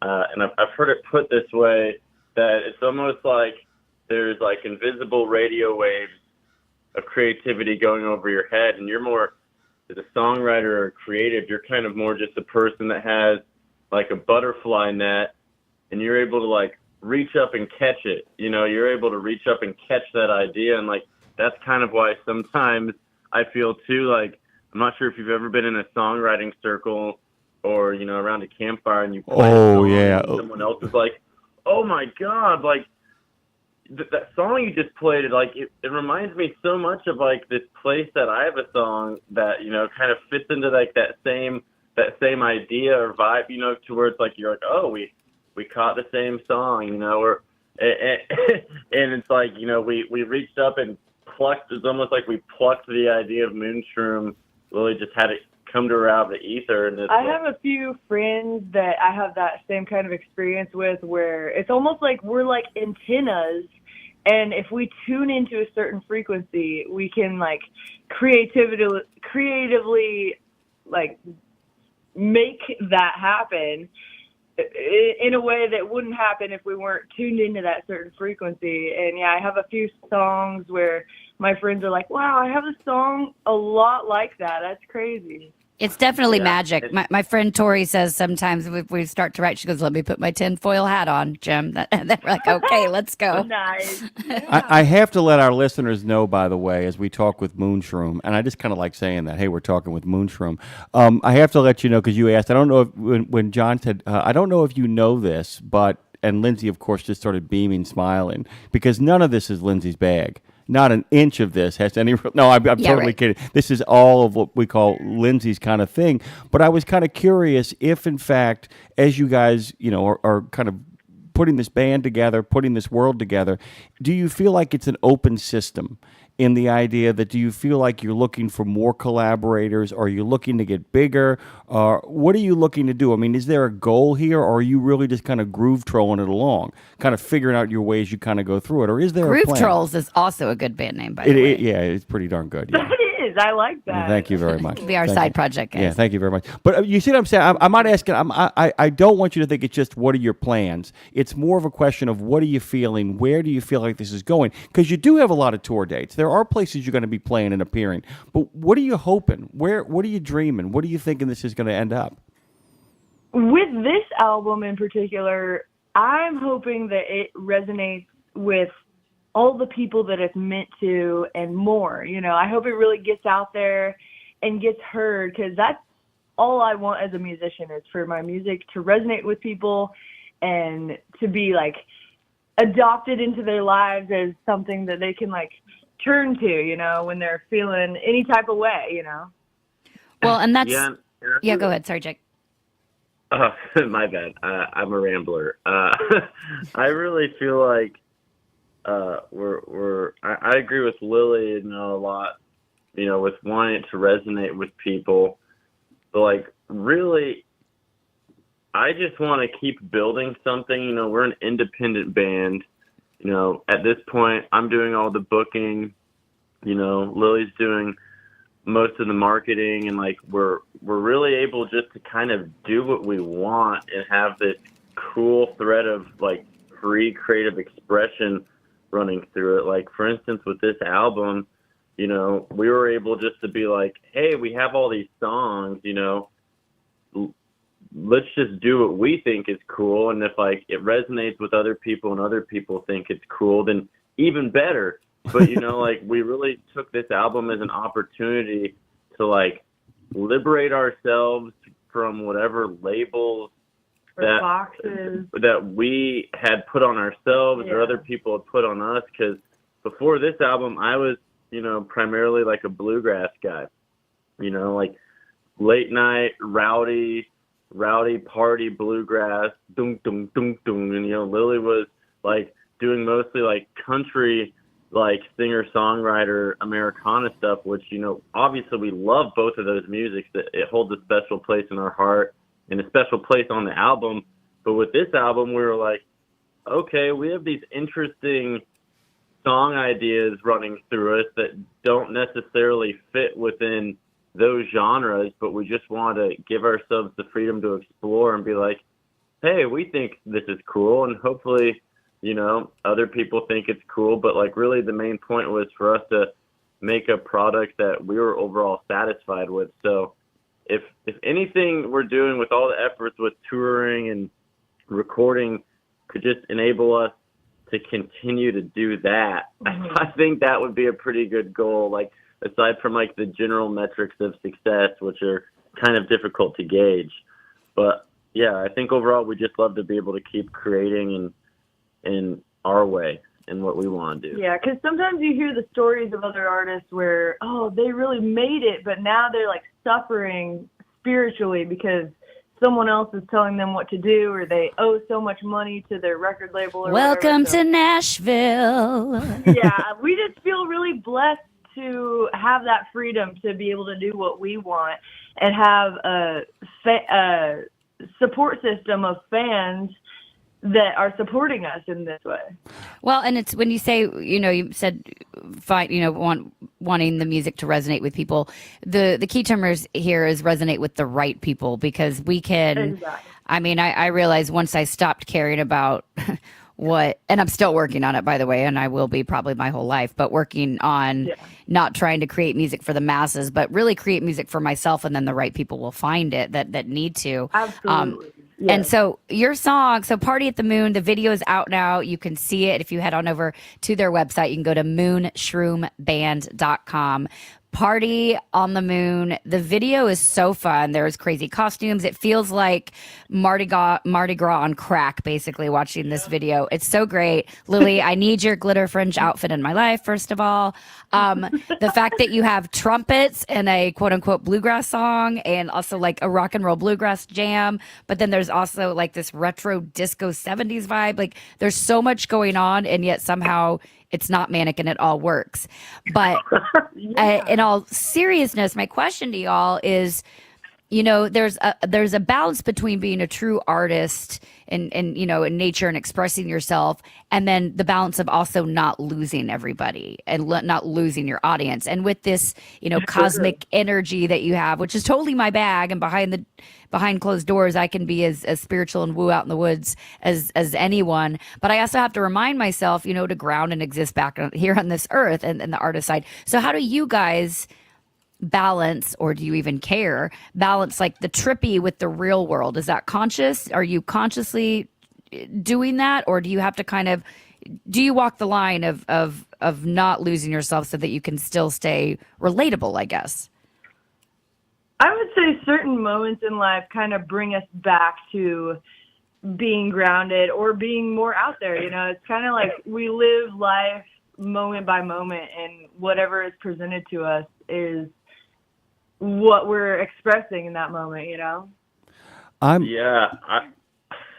Go, Jake, go. I would say go, Jake, go. Okay, I would say like that's such a cool question, and I'm really I'm really gonna try to think about how my brain works with it, or at least for better or for worse, the way my mind works for songwriting, at least. Lily's the type where I'll go mow the lawn and I'll come back inside and she'll be like, Jake, look at this amazing song I wrote. And like, I don't say it's amazing. I just say, look at this song I say it's amazing. Look how amazing I am while you were outside. Yeah. I say I need to mow the lawn more often if this is what happens every time I mow the lawn. But, Lily's the type where she's like, I'm going to sit down and I'm going to write a song. I'm the type of person that I just start getting like a concept or melody or words in my head, and then I mull it over in my head until I think it's like good enough to like write down or, kind of expand upon, to where I don't really sit down and be like, I'm going to write this type of song. I just am like, I'm inspired to write this type of song. And sometimes it comes out and it's like, something like Party on the Moon. Other times it comes out and I'm like, okay, I just wrote like a straight up country song that I don't even know would fit within what we're doing, or like, like I have certain songs where I'm like, wow, where did that one come from? And that's part of the reason why our album Take a Trip is such a journey of emotion, and it really does take you on a trip, because it's like all kinds of different concepts, but all very relatable to people, but also like personal to our own lives. And that's why we wrote about it. You guys opened the door on this, and Lindsay knows it's coming from me at some point. There's a chance here to pontificate a little bit, and I wanted to bounce something off of everybody here, and this includes you, Lindsay, as well. Lily opened the door on this by kind of talking about it. The idea that, our friend Doodah Man, who says hello, by the way, is talking about corporate control over an artist. One of the advantages that strikes me that when you kind of strike out on your own, and you guys have both alluded to this as well, is that by not giving a damn, by literally not giving a Shasta or a Mount Shasta, as it were, what you're able to do is if you figure out enough about who you are before you get there, it means when you arrive that the corporate boys, when they show up, don't have as much control over who you are because you've already decided who you are. So I'll use American Idol or America's Got Talent as an example. If those people get lucky enough to win that emotional lottery, to win that kind of roll of the dice, the problem they have when starting off is that they've got every single corporate flunky in their ear telling them what they should do to be the best version of themselves they can be before they've really figured it out. One of the advantages of being an overnight success after 10 years or 20 years of doing your thing is that you are a complete formed entity before you get there, and therefore it makes, so if you actually build up your own reputation on your own terms, they can, I guess, F with it less, as it were. And I'm kind of curious if you see a point where, is there a tipping point here? Is there a point where, I don't know what kind of crowds you're seeing, I don't know what kind of fan base you've built up yet, but do you feel like in many ways that the establishment of your identity becomes a shield that in case the lottery ticket comes and you do have that kind of breakthrough, it becomes a lot harder to change you than they would have if you were still kind of figuring stuff out when you break through? I always think about Nirvana about that. They break through so fast and it just wrecks Cobain. Whereas with REM, they had, 10 years of being themselves before Warner Brothers finally stepped in and said, okay, we'll take you. Do you feel like that's kind of the project here? Yeah, I like that concept. I think it's very true. You see that in a lot of bands when, they come up so fast and then it's like they're trying to find themselves, yet bands like us, we've been doing this for our entire lives since we graduated high school. So it's like, yeah, we're really like in tune with what we want to put forth and who we are and what life is like to us, Yeah. and how we think things should be. That's another really interesting question. I guess that's a good way of putting it in perspective when you're grinding it out, doing the independent musician thing, is that you're actually graced with the great opportunity to find out who you are and establish yourself on your own terms. I mean, like I would say, in relation to quote unquote, like getting the golden ticket or whatever. I kind of not to say that I don't think that exists for a lot of people, but like I kind of let go of the idea that like, oh, there's this one person that's gonna find me or discover us and like change our lives. Maybe one person has some extra tools in their repertoire or some relationships where they can help us level up in some way or another. But I've always kind of viewed it as like, as long as we're doing our thing and we're happy and we have like nice trajectory and growth where we're going, because like I was mentioning earlier, it's so difficult to gauge success as a musician when one night you're opening for your heroes, another night you're playing for like a sold out room, and then boom, drive across the country, you're at ground zero sometimes, and you're like, oh, I'm essentially starting over, playing a small crowd. And on the other hand, sometimes you drive across the country and you're like, bam, wow, what happened? We're playing for a packed house right now and we've never been to this town. But like, I just want to make sure that like we're doing things in a sustainable way that's true to ourselves and like gradually build us up. Like for instance, with this album, we were fortunate enough to record in a cool studio and add on a team member to help us record it. That's the way I look at it. You know, we were able to get an engineer producer to help us record it and like lend their skills. Then we were able to add on, you know, a publicist and a radio promoter, and they're both great team members in that sense, where they have skills and strengths they bring into it. And it's like one of the next pieces I envision is like hopefully getting a booking agent so I can send less emails. Because when I started playing music, Yeah, those emails. send less emails and now I'm sending countless emails. Those emails get in the way of creativity for sure. So if you're listening, booking agent who needs to put Moonshroom on your roster, please give us a call here. You know, you mentioned as well. I mean, I love the idea. I joke a lot. Like my dear friend and guitar player, he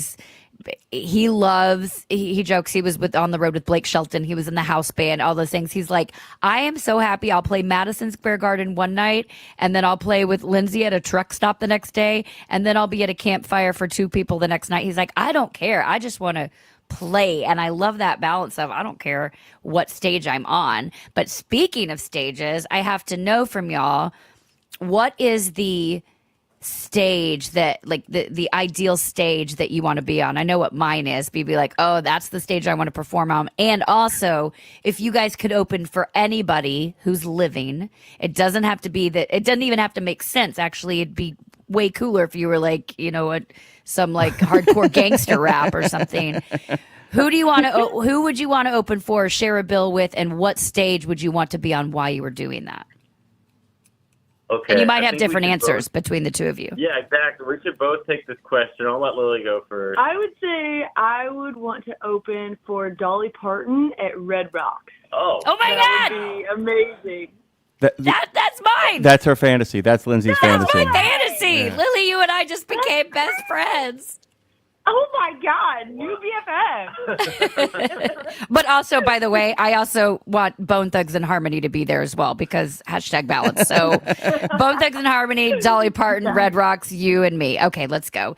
Jake. Wow, amazing. Wow. Okay, so I was gonna say Red Rocks too, because I mean we're right next to I Colorado. thought you were gonna say the Ryman. Oh, okay, yeah.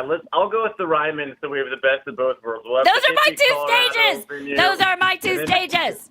And we can have the Ryman. And if I was to open for anybody like living, man, I would probably say Tedeschi Trucks Band, because I mean I'm a dobro guy.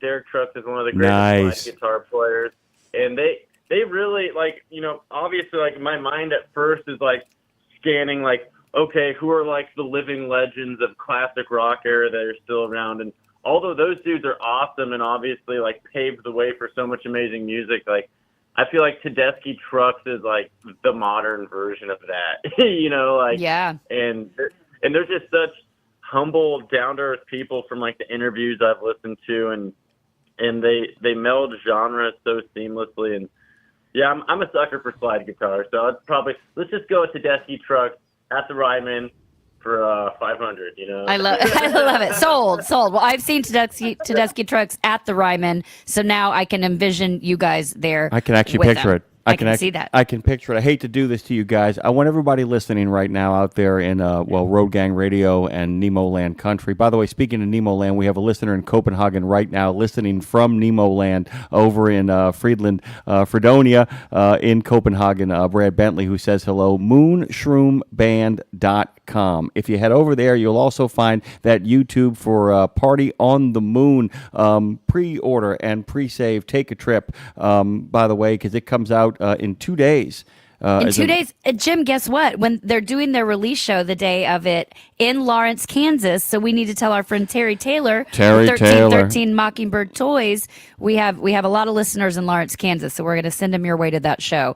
Everybody, if you're passing through, truckers, if you're passing through Lawrence, Kansas on June 27th, make sure you hit up the Granada Theater, where they will be having their album release show this Friday.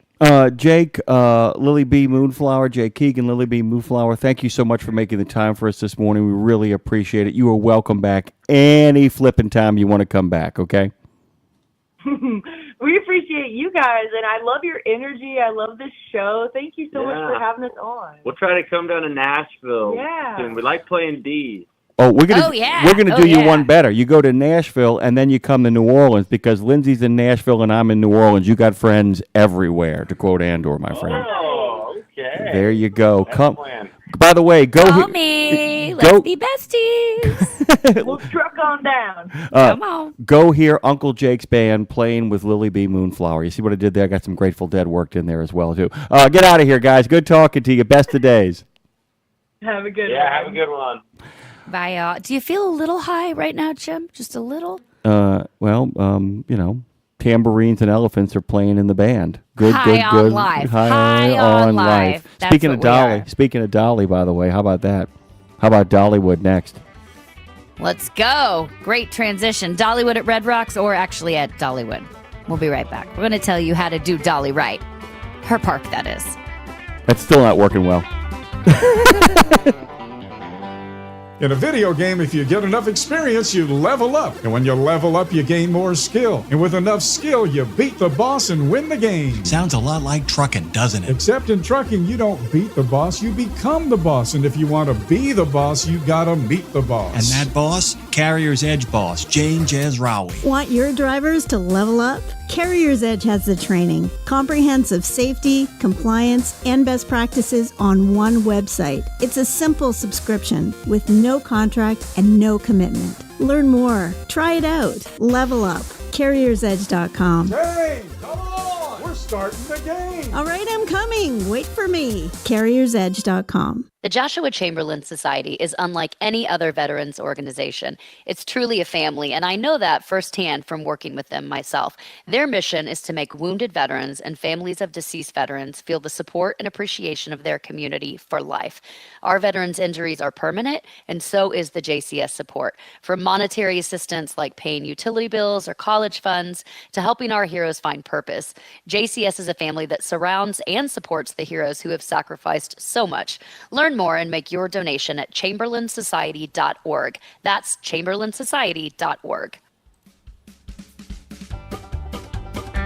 Live yet again from the Big Easy to Nashville, this is Road Gang Radio, broadcasting live from the Fastport Studios with your hosts, Lindsay Lawler, and Jimmy Mack. Lindsay Mack. I like that. By the way, Yeah. commitment to the mistake. What you do is you just say Lindsay Mack and Jimmy Lawler. And I love By it. the way, Jimmy Lawler sounds pretty good, like a professional wrestler, doesn't Jimmy he? Lawler. It's like if you and I had a weirdo baby. Yeah. You come down to the Crescent City, Lawler, with your hippie friends like Moon Shroom and all those sick people that rally around you. By the way, speaking of sick people that have rallied around us, Oh my gosh. Fastport solves America's toughest recruiting and workforce challenges through research, technology, and people. From registered apprenticeships to veteran readiness, you can learn more at fastport.com or nationalapprenticeship.org. Big thanks to our friends at Fastport for making the studio over here in the Crescent City possible at the historic Degas House. Man, this show, this particular lineup on this particular day, from the 2 hours where we make a living to the 2 hours where we make a life, is perfection as far as I'm concerned for Road Gang Radio. And we're going to end it with the last guest on today. Just unbelievable. Lindsay, would you care to do the honors? Or would I you would. let it rip then? Go ahead. Yes. Well, I'm very excited, especially, well, I have such a connection, a place in my heart to this place. But Wes Ramsey is joining us today, who basically, y'all, how lucky is this guy? Because he's the guy who gets to talk about the happiest place in the Smokies, Dollywood, perhaps the happiest place in the world. I'd say it rivals Disney World. It's more accessible for me. So that's nice as well. But listen, I'm not just saying that. I was actually just at Splash Country 2 weeks ago with my daughter. We're already planning our full family trip this fall to go probably both at Halloween and Thanksgiving with my whole family will be in town. There's something about Dollywood that just feels like a little warm hug from the South, guys. And this year it's extra special. It's their 40th season. Unbelievable. 40th season they're doing what they do. And so excited to welcome to the show Wes Ramsey to dive in and talk about our favorite place. Wes, welcome to the show. Do you just smile all the time knowing that your job is PR for the greatest place in the world? Wes? Wes? Do we have a Wes? He's he's on a roller coaster. He can't talk. He's on a roller coaster, guys. Can you not hear me? We got We you can now. hear you now. We just okay. stepping off a roller coaster right into the action. Good morning. So yes. So first of all, yes, just an amazing place to work. And to your point, last year we were the TripAdvisor #1 theme park in the entire country based on guest reviews. So we think that it's the best park in the country as well. But yeah, just so many fun things that happen in the park day to day. But what we want to do is be a place where guests can come and make those family memories, and that they're going to always remember and take with them. And that's why we do what we do. And so, yeah, it's a great place to be, knowing we're helping families make those memories. I kind of wanted to pivot here in regards to making those memories, because memories is the key word when you talk about nostalgia tourism. Which, by the way, it's both just a kind of an easy thing for a lot of people to understand, but it's also a kind of a complex strategy by which you kind of use the old to bring people into the new. Can you kind of talk about what it is you're hoping to kind of attract people towards you guys, not just for Lindsay's 6-year-old daughter who loves it, but for Lindsay herself? The idea that how do we make sure that both, when we say families, we really mean that. We don't mean a parent chasing a kid or a parent trying to keep a kid interested. We mean that everybody is processing what they're experiencing differently while still being in the same place. Well, that's a great point. So this is the 40th anniversary season. Today is actually my 41st birthday. So I literally grew up coming to Happy birthday to you. Happy birthday to you. Happy birthday, dear Wes. He's awesome. Happy birthday to you. We love him. There you go. Well, I appreciate that. That is awesome. And it just goes back to that fact that, I've been alive basically the entire time Dollywood has been a park. I have those memories of being here as a child. I'm now bringing my kids, want to make those memories with my kids. But there are things that I remember from my time as a child that are still here, but we're adding new things all the time so that we have new memories to be made. But with it being the 40th anniversary, we are specifically looking back at the past. We have a show right now called Play On, which celebrates 40 years of our entertainment, and it is Dolly Parton's theme park, so the entertainment is going to be the best that it can be. So we're looking back at a lot of guest favorite shows through the years. We've incorporated them into that one show. Guests are loving that. We've got our drone show, which has been huge the last few years. It's going on right now during summer, which has a 40th anniversary theme that has all of our roller coaster logos are up in drones, and people are loving that. And if you stand in the park and listen to them as the logos come up, they're talking about those memories of when that ride opened or the first time they rode that ride. And, we try to do things in the park that really lend themselves to giving families those opportunities. So a lot of our roller coasters have a 39-inch height requirement, and my kids were able to ride them about the time they turned 4 years old. And they're thrilling rides for adults, but they're great for kids. And they can remember the first real roller coaster they rode was at Dollywood. So we're always trying to take those moments and weave them into what we're doing so that, as you said, if you've been coming your whole life like I have, or if it's your very first time, there's something that is going to appeal to you.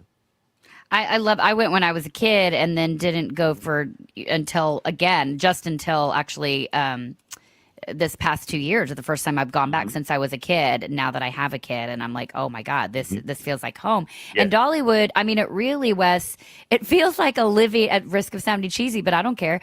It feels like a living country song, because it's, it's heart, it's history, it's family and faith. It's like good, clean fun. And it really tells a story like all the best songs do, if I'm being nerdy. Yes.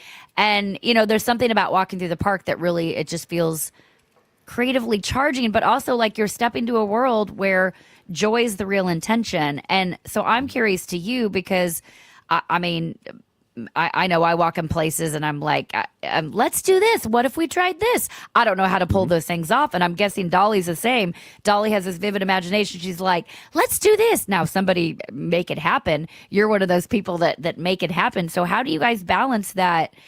Okay, joy is the intention here. We want to make this all about joy and happy fun, but also it is a business. We've got to pull off the dream. So how, like Dolly and Disney and these people, how does the business side play in to making these creative visions come true?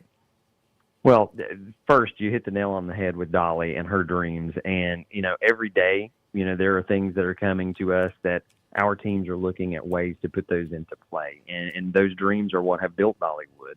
And in fact, Dollywood itself was a huge dream for her because she wanted to do two things. She wanted to invite people here to the Smokies so they could experience the beauty of the area. But she also wanted to hire the folks of this region to work here because she knew that the folks here are genuinely friendly and that when people came and met them, they would kind of fall in love with the people as much as the place. And if you kind of look at how the park has progressed through the years, that's one key element that has remained the same. And we call ourselves hosts. We're not employees. We're not anything like that. We're hosts because we are hosting you as a guest in what is essentially our home. And we want you to feel like you're part of the family. And I think if you really look at the Dollywood experience, amazing rides, excellent food, great shows, everything about the park is amazing. But at the end of the day, the people are what create those memories and help guests be able to have those times that they're always going to remember. So for us, it's always remembering, yes, we have to balance those dreams and have the great attractions and all of that, but we have to make sure that our hosts are taken care of and feel appreciated just as much as the guests, because if the hosts are not having a good day, they're not going to be able to help the guests have as good of a day. So we try to do so many things to make sure that the host experience is as awesome as it is for guests, and that's kind of that secret for Dollywood. It's the way that you feel when you're here, and that's because of the way you're treated by the hosts who work here. It's a complicated sauce to a large degree because it occurs to me that one of the things you have to do is you have to create the kind of host, and we'll use that term. I like that term a lot. You have to create the kind of host that creates the kind of park attendee that then returns the energy to the host and lifts them up as well, so that you're invested not just in making sure the experience of the park is what you want it to be, but you're invested in making sure that the guests who are attending become who the hosts need them to be to allow the host to then become the best version of themselves. And that's a really kind of complicated system that you have to create, because you're not just checking in on the people who are coming to the park, you're checking in on the people who are creating the park. Because let's face it, we've all been to an amusement park when I went through one of the most famous haunted houses in America with nobody in it but my wife and myself. There was nobody else in there. And the experience of doing that was incredibly creepy, but not in a haunted house way. It felt very empty without kids and families and couples screaming their heads off at the same time. And it really is an ecosystem that you guys are trying to create, which means that you're relying on not just the nostalgia of what you can create, but the nostalgia of what the guest brings. I'm sorry, you got me excited talking about that. Does that make sense? No, that makes complete sense, and you're exactly right. It really is a cycle that has to continue. We have to take care of the guests in a positive way so that they are, like you said, returning that back to the hosts. And we, as a company, make sure that we treat our hosts well. We have a lot of benefits that you don't find many places. We have an on-site healthcare facility for our hosts. On day one, there are about 100 online college degree programs our hosts can enroll in free of charge to them. They don't even have to pay up front. The company takes care of it immediately. It's free lunch every day, just so many different items that we provide to our hosts so that they feel appreciated and loved just as much as our guests do. And that is part of that sauce that, as you mentioned, it's the hosts are part of it, the attractions are part of it, and the guests feel in that other part of it. And keeping that cycle going is crucial to what we do here. But I think due to the awards, that we've seen us, been able to earn over the last few years, really does go to show that I think we're doing a good job of that. And when guests come, they're experiencing something that they just don't find really at any other theme park. And we have surveys and reviews from them ourselves that tell us that that's the case, and something that we work hard to maintain. Well, and I think, too, when you say that you don't see it at other theme parks, and I'm looking at you, Disney World, the difference, I think, why y'all rival it's because there's something about the mountains and the fact that the park is nestled in the mountains that add to it. Feels so different. It makes it feel, I mean, it's almost like spiritual up there at risk of going deep. Because do you feel that energy around the park? I mean, when you drive through, and there's Splash Country as well. Like, I was just on the slides with my daughter, as I said. Like, the fact that I'm on a water slide staring at the trees in the mountains that's a real magical balance. So do you feel that when you walk through the mountains, like this is the epitome of, I mean, and nature with joy and thrill rides? What a cool balance. That's what, to me, what really makes it stand out as well. Yeah, it really is. So we have the natural beauty of the area. As I said, it was one of the reasons Dolly wanted to build something here. She wanted people to come and be able to experience that. And we do a great job of bringing all of that energy from just the natural environment down into the park and really creating an atmosphere where people can come in and kind of forget what's going on outside of the gates and just focus on their time here. And I think one word that we kind of use here that I think hits at what you're saying is just authenticity. So when you come into the park, it's authentic. We are literally built into the hills of the Smoky Mountains. We take advantage of that topography as we build our rides. We're not clearing, huge hillsides away in most cases. We're able to build our rides to take advantage of that and to keep that beauty here. We try to serve authentic food to this region. Our hosts, we want them to act authentically and welcome people in and make that connection. And I think all of those things combined, again, do create that atmosphere that you just don't see everywhere. Okay, so I'm going to ask a really practical question here, and it's one I always ask of people who have haunted attractions, people who have water parks, people who have, any kind of theme park. You guys happen to have all of this stuff in one way or another, and we will get to Halloween in a minute. And promise us you'll come back for Halloween so we can talk about that as well. But I wanted to kind of ask you if let's say that I have a wife and 3 children, and it's boys, and they run the gamut between 7 and 11. All right. So, and I actually have Wednesday morning off, and I'm driving there, and I'll get there that afternoon, and I have off until the following Monday. I'm asking you how a family like that, and they're coming in late August, early September. I'm asking, how does a family like that experience the park? If you were telling a friend, here's how you should do those 4 to 5 days, what would you recommend? What does that experience look like? Yeah, so especially that time of year, the water park is still open as well, which it's one of the leading water parks in the country. So it's gorgeous. It is, and we've earned the award over there for one of the most beautiful water parks in the world. And so I think if you're here that time of year, I really would encourage you to take your time and enjoy everything. If you want to be able to see the shows, ride all the rides, experience all the great food at the theme park, then that is a great time of year to be able to do all of those things. To take a couple of days to visit the park, make sure you're able to do all those things. Go over to the water park, experience the water park as well. But then we are in, for a lot of people, I kind of feel like this is, Pigeon Forge is kind of like Las Vegas for families, for children. There's so many things to do here in the area that you can go and do. We have the Titanic Museum. There are pink Jeep tours that take you up into the Smoky Mountains. We've got all kinds of go-karts and shopping. And then we're right in the doorstep to Great Smoky Mountains National Park, which is the #1 most visited national park in the entire country. So when you combine all of those things, it really is an experience that keeps guests coming back and would be something I would recommend if you've not been here to do for 4 or 5 days. There's so much to do here and to enjoy for families. Well, Wes, when I was there a couple of weeks ago, it was funny. My daughter and I got there before the other families had gotten there that we were renting a house with. And I was driving up the mountain to our house, and my GPS went out. So I didn't know how to get to the house. So I had to, and I loved that I had extra time, and I didn't normally I might freak out and throw my phone and be like, oh, my GPS isn't working. But I just took a pause. I'm like, this is so beautiful. I casually drove back down to the bottom of the mountain. And because of that, I got to see a bear, a black bear. And that might not sound like a big deal to you, but I'd never seen one. And I started screaming with giddy excitement. And it walked right across the road in front of my car, looked at us, kept walking, didn't care. My daughter and I had this magical moment. But I say that because to your point, there's so much to experience out in the mountains, and I love that you answered the question, not just promoting your parks, but promoting the area and the tourism and the magic of it all, which is really cool. So it does have so much. I mean, even just the family moments that you can make and memories you can make in a cabin, and there's so many cabins you can rent around there outside of staying at Dolly's Green Resort.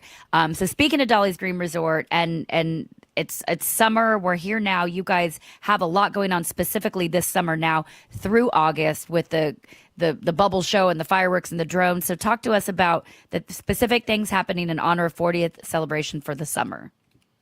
Yeah, so as I mentioned, we have that show Play On, which is huge, and folks have loved that. It is a kind of that retrospective look back at 40 years of Dollywood entertainment, and features a lot of shows that were guest favorites through the years.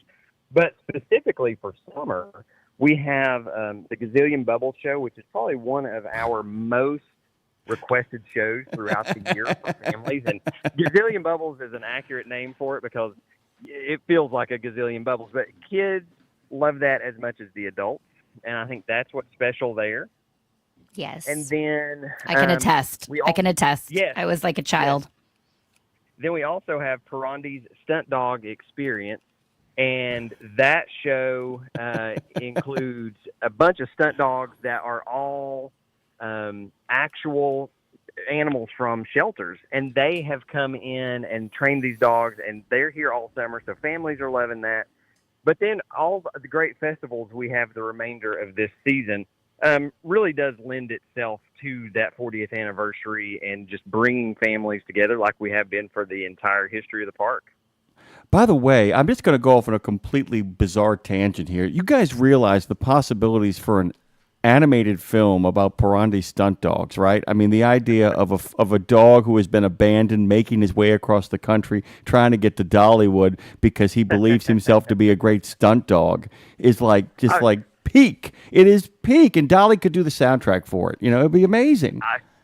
I love that. And it is a fun story, and they make sure that in that show they bring that out. They tell the story of all the animals, and really it does pull at you, I think, more than a lot of those shows that you would see like that. So it is a fun experience and just kind of rounds out the full day when you're here during the summer. Really quickly, before we go any further, Dre had one little quick thing he wanted to say. By the way, our producer, Wes, is so excited. He's been sitting there going like, I want to talk to Wes. So I'm going to bring him in just for a second. Go ahead and fire away. Hey, good to talk to you again there, Wes. I went there years ago with my ex-girlfriend's family, and they paid for everything, brought us on the trip, had a killer time, and it was right at the rise of Pokemon Go. So it's an excellent place also to do Pokemon Go. But long story sorry, go ahead, bud. Well, I remember that. I had been here a few years when that was a huge thing, and we actually had to contact the folks at Pokemon Go to tell them, hey, don't put any of the characters behind any of the ride perimeters because we're people trying to get into ride perimeters. So that was my worst nightmare. I remember. Hey, listen, I had a 10-year-old punch me in the gut because there's a Dragonite he was trying to get. But look, that's not the story I want to tell you real quick. You were talking about families that go and they come back again and everything. My poor girlfriend's little sister is probably never going back again because her older brother didn't tell her exactly how fast. I think it's which one is it? The eagle? Wild eagle? Yes, the wild eagle. Didn't tell the poor girl how fast it went. She soiled herself on the ride, Wes. Well, sorry if you had to. If you were the one that had to clean that up, Wes. We're sorry. Sorry, Wes. Sorry, bud. No, I was not. We have a great team. They take care of doing those things. So, maybe I mean, I didn't think you were PR by day and janitor by night, but PR by day and P duty by night. Sorry, go ahead. I'm sorry. Well, I would have her come back and experience all the other great things that we have to do in the park. And, it goes back to what we were talking about earlier. I think it does sound cliche, but there really is something for every member of the family. It's a multi-generational experience. We've got, like I said, there's great shows, amazing food, so many enjoyable things for no matter who you are in the family that can come and have that great time together. So, maybe she can give us another try and just not ride Wild Eagle. Well, he broke up with her, so we don't care about that family anymore anyway. So. Okay, well, that's good. Then maybe it's for the best. Wes, I want to know about you now. So first of all, before I ask you the 3 questions that we ask every guest here, what is your favorite Dolly song? Oh, my favorite Dolly song is probably "Light of a Clear Blue Morning." Ooh, deep cut. Okay. Yeah. You never hear that, as the answer, but yes, that would be mine. I like that you didn't be like Jolene. I mean, great song, but yeah, 9 to 5, yeah. yeah.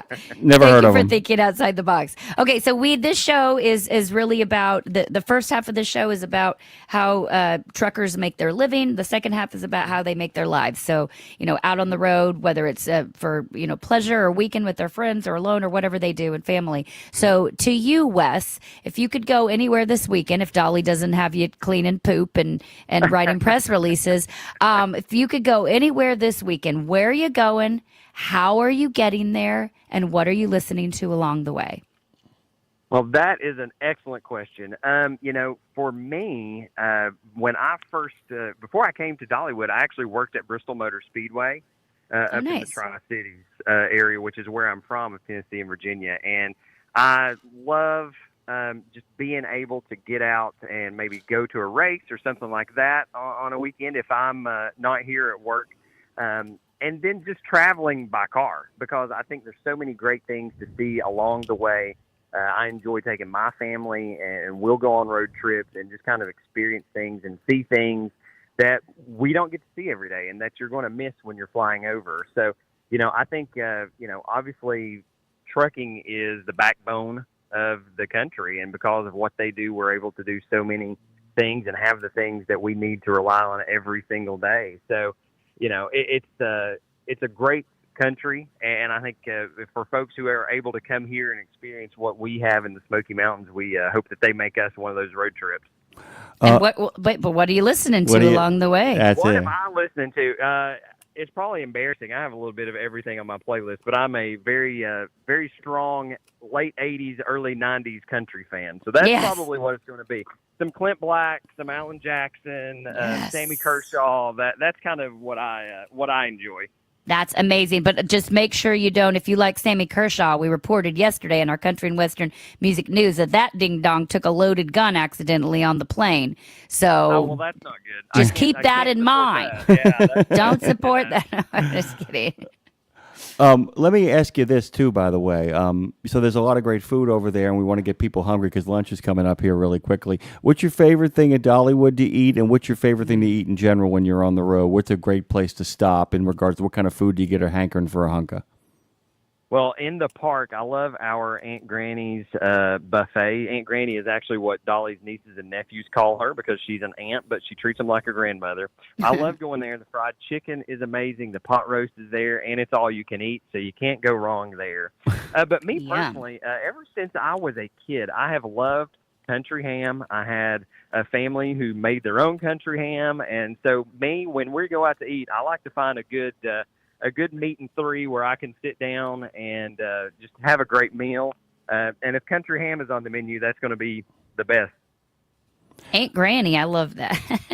By the way, I actually drove up to an appointment yesterday, and there was a building right there, and it said a meat and three, and I'm like, I hadn't seen that kind of sign in forever. Nothing better than a good meat and three. Thank you so much for making time for us. I hope you have the best of summers. It sounds like you're really excited about this 40th anniversary. Yeah, it's a great time to come out to the park, and like I said, kind of relive those memories for folks who have been coming here for years. And like I said, we're always looking to add new things and help families make brand new memories that they've never had before. And, I'm actually getting ready to walk out to a meeting right now. So I'm at Splash Country, and I can hear the families, having fun screaming on the water slides now. And I think that's why we do what we do here at Dollywood, is to make families, give them that time to come together, help them have fun, and just enjoy each other. What a fun office. Let me say real quick, Wes, before we lose you, because I mentioned I have not been there for Halloween, but I hear it's the real deal, and they go all out, as well as my family's talking about coming before Thanksgiving. So we'd love to have you back. But that being said, do people need to start planning now, or can you plan? Is there a way to plan last minute to go to Dollywood? There is, right? Well, both. Yes, there is. And I will say that's one of the best things about our experiences. Sometimes on other trips, you have to plan way in advance to be able to get to do everything you want to do when you're going to a theme park. And here it's a little bit different. You can take your time when you're in the park, enjoy different things. You can go to our website, check out everything we have coming up.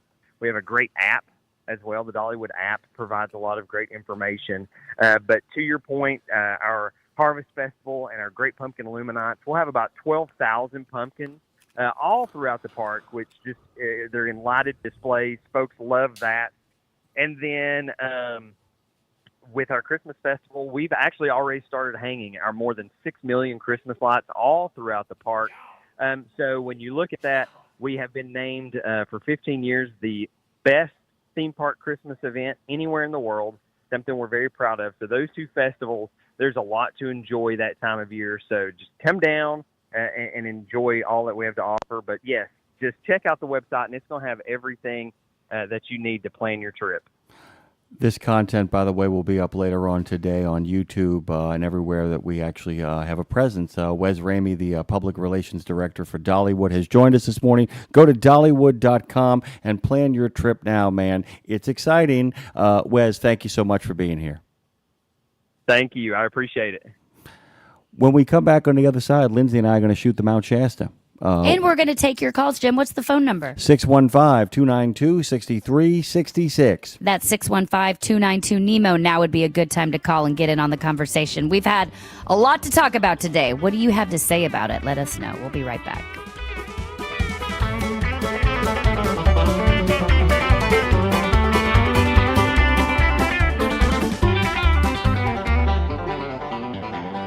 Check out the new over-the-top lineup at participating Country Pride and Iron Skillet restaurants. 3 gigantic sandwiches loaded with flavor. Try the Chicken Parm Stack, the Big Country Combo, or the Ultimate Smash Melt. The Ultimate Smash Melt. 2 delicious smash burger patties, surrounded by 2 grilled cheese sandwiches. 2 sandwiches in 1. Visit your favorite Country Pride or Iron Skillet restaurant and come hungry. Available for dine-in only at participating Country Pride and Orange Skillet restaurants inside TA or Petro Travel Centers.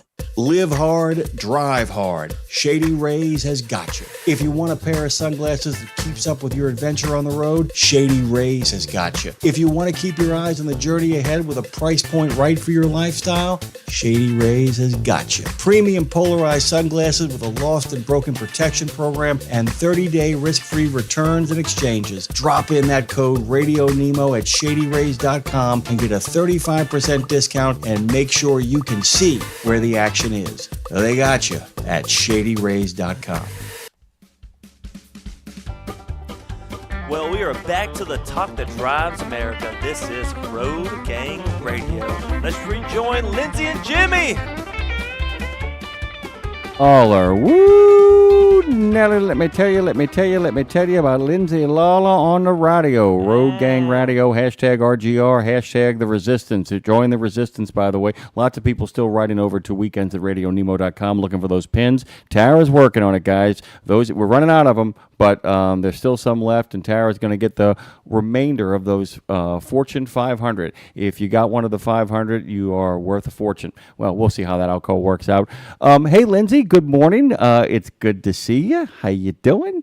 I'm doing great. I was thinking in that last conversation with Wes, with Dollywood, talking about the show with the dogs. I think your screenplay idea is great. Pixar needs to get on that ASAP, obviously. But I saw this story, Jim, about this dog, a dog that rode in the cab with his owner, but he discovered he saved the life of another dog. So Black, he was a rescue dog who survived a 40-mile ride inside a semi. Jimmy, a rescue dog. He's named Black. He went missing in Houston, but he later turned up trapped inside the frame of a semi-truck. Unknowingly, he took a 40-mile haul to Hempstead, Texas. How he was found is after the semi made its delivery, the driver's dog that was riding along in the cab kept hearing sounds coming from the undercarriage and kept barking. So the driver finally pulled over to figure out what's going on. And they discovered that Black, this rescue dog, he had endured the entire trip inside the frame. Animal control showed up. They extracted him. Thanks to a microchip scan, Black was reunited with his owner, another big rig driver who'd recently adopted him. But he got out and hopped in this other cab. And anyway, they found him. They were reunited. But how cool? So my point is, when your dog's barking, it's usually for a reason. Listen to him.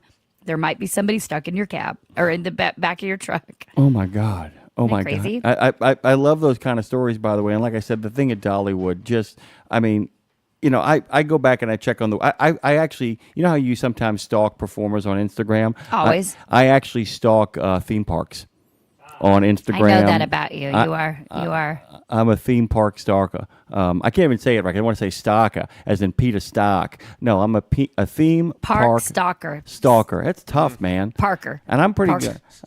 Park stalker. That's hard. Something works in that way. Something's going on there. Like I said, it's been a terrific show this morning, and in many ways, this is the direction that we're hoping to head, and hoping you guys will continue to ride with us, by the way, because it really was, as Lindsay likes to say on the Country and Western Music News Report, we celebrate both kinds. Both kinds? We celebrate all kinds. All kinds. And we wanted to kind of give you guys a sense of what's out there for both fun and what's also important. Mike Barber joined us to give you guys some economic information, about the idea of planning forward so that you can enjoy stuff like going to Dollywood. And we wanted to, and Lindsay, of course, loves people who get in touch with their woo, but she likes people who are authentic and doing their own thing. Be damned how it works out in the end. That's why we had Moonshroom, who, by the way, I really enjoyed that stuff. I just thought it was crazy, dude.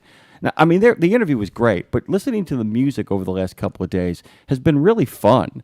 I mean, it's a ride, or it's a trip, which works for our audience. Pun intended. It is a trip. And by the way, and this is not criticism of them, but it's important. I say this: I don't think they're done. And what I mean by that, evolving. Yeah, exactly. They are still kind of becoming, by the way. So, it ain't perfect. And I don't mean, I'm not slighting our friends. Good God Almighty. There are times in my life I say, I wish at that age I had the courage that these people do. But Lindsay, there's something there. There's something there. There's something there, and it's becoming something. And it's always fun to listen to people before they are. If that makes any sense. I love that part of the process. They are during they're. Yeah, but because they have the right mindset. They're like, and by the way, I was not high, but I felt like it watching them, not even their music video on Instagram. There's a video of them. They got a new van. And Down it's by the Lily river. Moonflower. Their new tour van. They had a whole video of her power washing it and then scraping off the old paint and then painting it. It was so gratifying. I meant to tell them this. I watched it when you get caught just in a trance. I watched that probably too many times last night, one might say.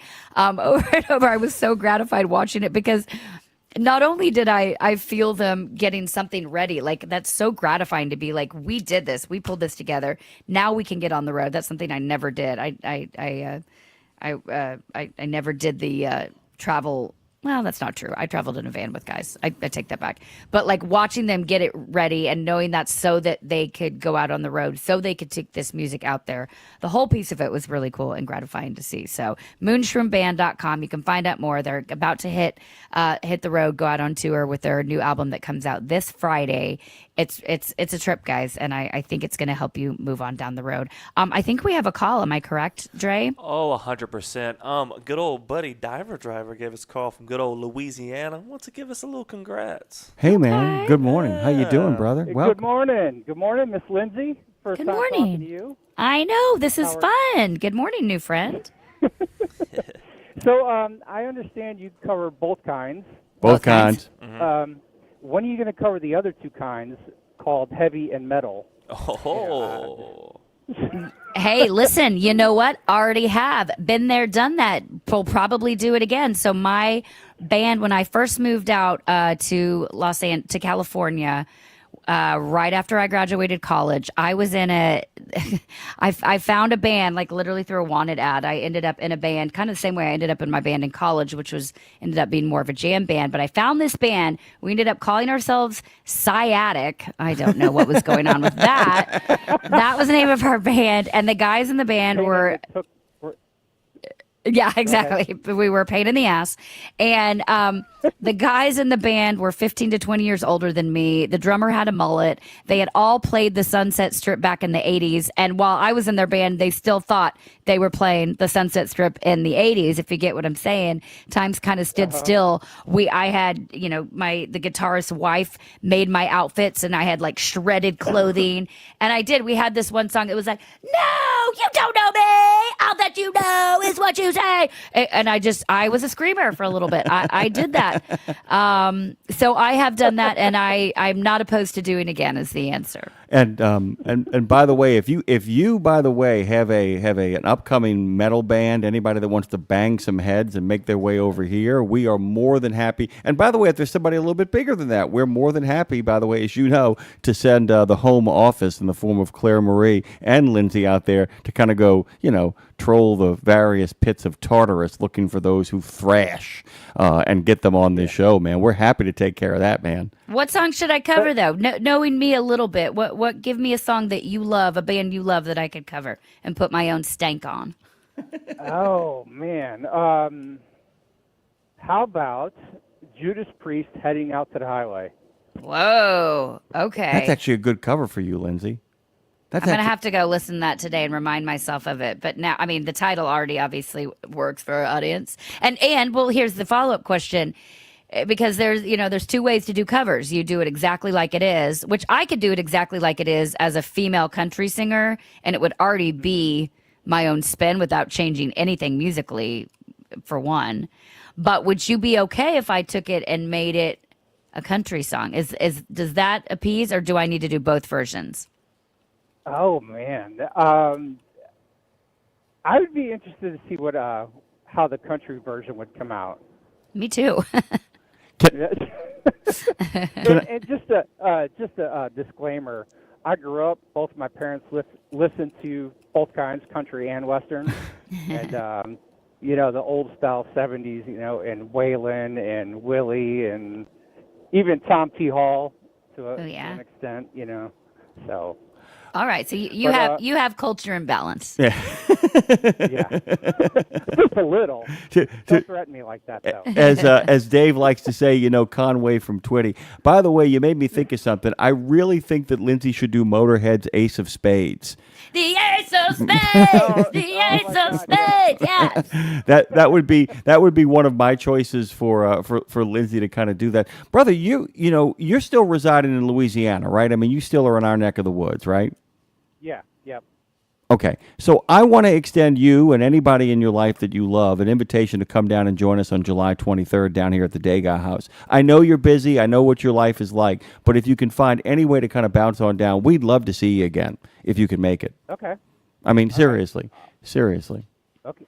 Tell them what's going on and why, Jim. Well, we're going to have a little bit of ribbon cutting ceremony over here. We're actually going to do a thing over here where we're going to have a truck alongside that's going to be joining us over here. We're going to have a lot of our sponsors, a lot of our friends, some New Orleans musical artists, maybe some Nashville musical artists. Lots of stuff to talk about. A lot of good food. There's going to be a bourbon tasting over here that night as well. A lot of groovy stuff is kind of happening over here, and it's not one of those you need to present a fancy pants invitation. It's not one of those where you have to do come on. Come on. We celebrate both kinds. We celebrate all kinds. Now, we're not telling people to wear a Motorhead T-shirt, but it is a summer casual kind of thing. I mean, could you even imagine if we asked people to wear really nice clothes on July 23rd outdoors in New Orleans? I will be wearing a shower. That's what I will be wearing to the event. Or I'm going to bring my fan that has the spray in it and my towel I can put around my neck because I am hot all the time. All the time. In New Orleans in the summer, it's just my tushy's clenching up right now thinking about it. I wanted to ask you, my friend, you have been a long-time listener to all formats and forms of Radio Nemo and all its incarnations. And we're not trolling for compliments here. What do you think about the new format? What do you think about this new world we're creating over here as somebody who's been with us for a while? I was actually going to add that before I left, is that I love the new format because it's more accessible, easily accessible. It's free of charge. And I like how during the week now, even in, typically what I remember is in the morning you had about 15, 20 minutes of phone calls, and then the rest of the show is all guests, right? And so now with the more phone calls throughout the show I love it. Yeah, well, that's a good point because it gets y'all in on the action. And as Jim, I know you said the other day, having even the caller be a part of our country and Western music news and having the caller be able to call in and ask guest questions. We are okay with that. The phone lines don't close around here Open phones, anymore. Open Yeah. forum, absolutely. Can you do me a favor? And I'm asking all of our listeners to do us a favor here. And we're going to make kind of a shift in the way we handle social media in the next couple of weeks as well.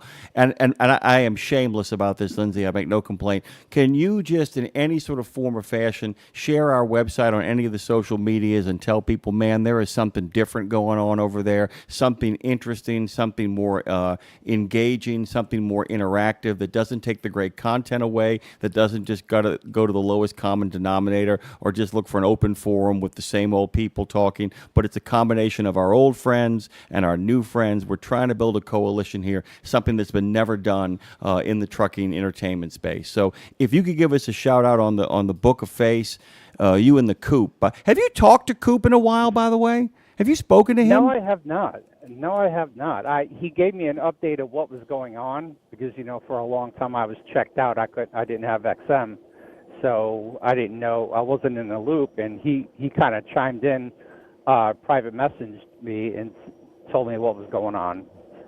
It's been, but that's.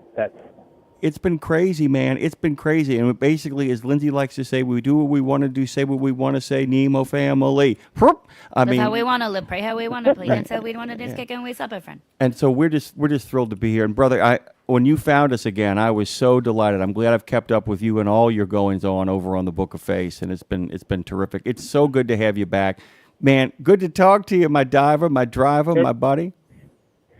And once I get back into the DC, I'll have a little bit. So about an hour and a half, I'll have that shout out for you. Thank you, sir. Be safe. Thank you. Be Hey, well. good to talk to you. You too. 615-292-6366. That's 615-292-NEMO. I love the idea of doing a Judas Priest. Which song did he say? Something on the Highway. What was it? Oh, my God. Anybody remember the title? Oh, my God. Well, I'll find it. You keep on talking. You just Find it. Look it up for me while I'm talking, because here's why I think that's cool. Thank you for the suggestion, Diver Driver, first of all, because I just put out that Texas country record last year. I have a rap countries crossover that is coming along. It's kind of blowing my mind how I don't know. I'm just very excited about it. I'll put it that way. With this rapper named Rick Rain, and what we are working on is different than anything I've ever done. So I'm very excited for that. But then also I have a song called "Is It Cheating If My Husband's Watching," which is like a comedic bluegrass song that we're going to put out. And I'm doing a cover of "The Living Years" by Mike and the Mechanics that's going to come out. And it's more of a stripped down singer-songwriter thing. So I'm like enjoying this time, Jim, of like throwing everything out the window and being like, what do I feel like working on today? And then doing that and not having to put it in any kind of box. So why not do a Judas Priest cover? Whether that's my screaming days or making it country, whatever. Heading Out to the Highway, by the way. Heading Out to the Highway. Heading Out to the Highway by Judas Priest is the place that you want to maybe exist in next. I would love to hear Ace of Spades, by the way. That would be absolutely outstanding. There's a whole bunch of other Motorhead songs you would do a really great job with as well. That's really fun. And by the way, we should make that probably have to be a quarterly segment. That would be an interesting quarterly segment to create. I wouldn't want to dump it on you weekly. It'd be insane. It's a lot of work. Monthly would quarterly, be monthly would be absolutely nutso. But we would actually have an announcement where we say for the next 3 months, we're going to actually send out a flyer out there and figure out what it is. Figure it out over the course of like a month, and then give you 2 months to maybe put a little something together. Might be interesting. Might be worth playing with. You can jump in. Sounds like a fun segment to sponsor somebody, because we're always looking for that. But that really would be a fun, and people get to call in and we pick a cover or a theme, and then we do our version of it. What do you think, Dre? Well, all right, I got to jump in real quick, and I don't know if y'all remember this, and I played it for Jimmy here and there, but we had a guest 5 months ago maybe, and they were kind of bluegrassy, and they had an Ace of Spades cover that was insanely good. Who was it? They did it with. I was gonna say, because I can hear that mandolin. I can hear a mandolin doing a little jingly thing on it. Go find it. Yeah, I can't remember who you're talking about, but we definitely have. I mean, Ace of Spades is. I had one of my buddies came to a show. Jeff Tremaine. He's the guy who created Jackass, not Badass. He's a badass. He created Jackass, but he was at one of my shows and he did. You know how you can put your phone up and have it be scrolling like a request or whatever. He has that app where it can scroll. He would not. The entire time we're doing a full-on country show, and he stood in the front row with his phone up that just was scrolling Ace of Spades the entire time, and I was like, we are not doing that tonight.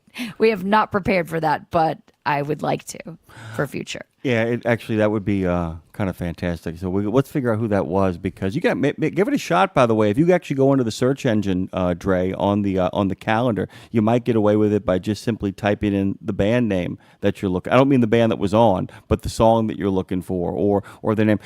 Really quickly before we kind of wrap up the show, Lindsay, I want to get this out of the way first, rather than kind of rush it towards the end. We have a great show tomorrow, by the way. I'm really excited because it's the first Atri on the air as our old format makes its way in new form. Alex Leslie, who is Atri's Senior Research Associate, is going to be joining us to talk about the diesel technician shortage, by the way. Don't know if you got a chance to listen to, I know you listen to so much of the show, Education Station, by the way, with our friends from Carroll Community College. They were terrific, by the way.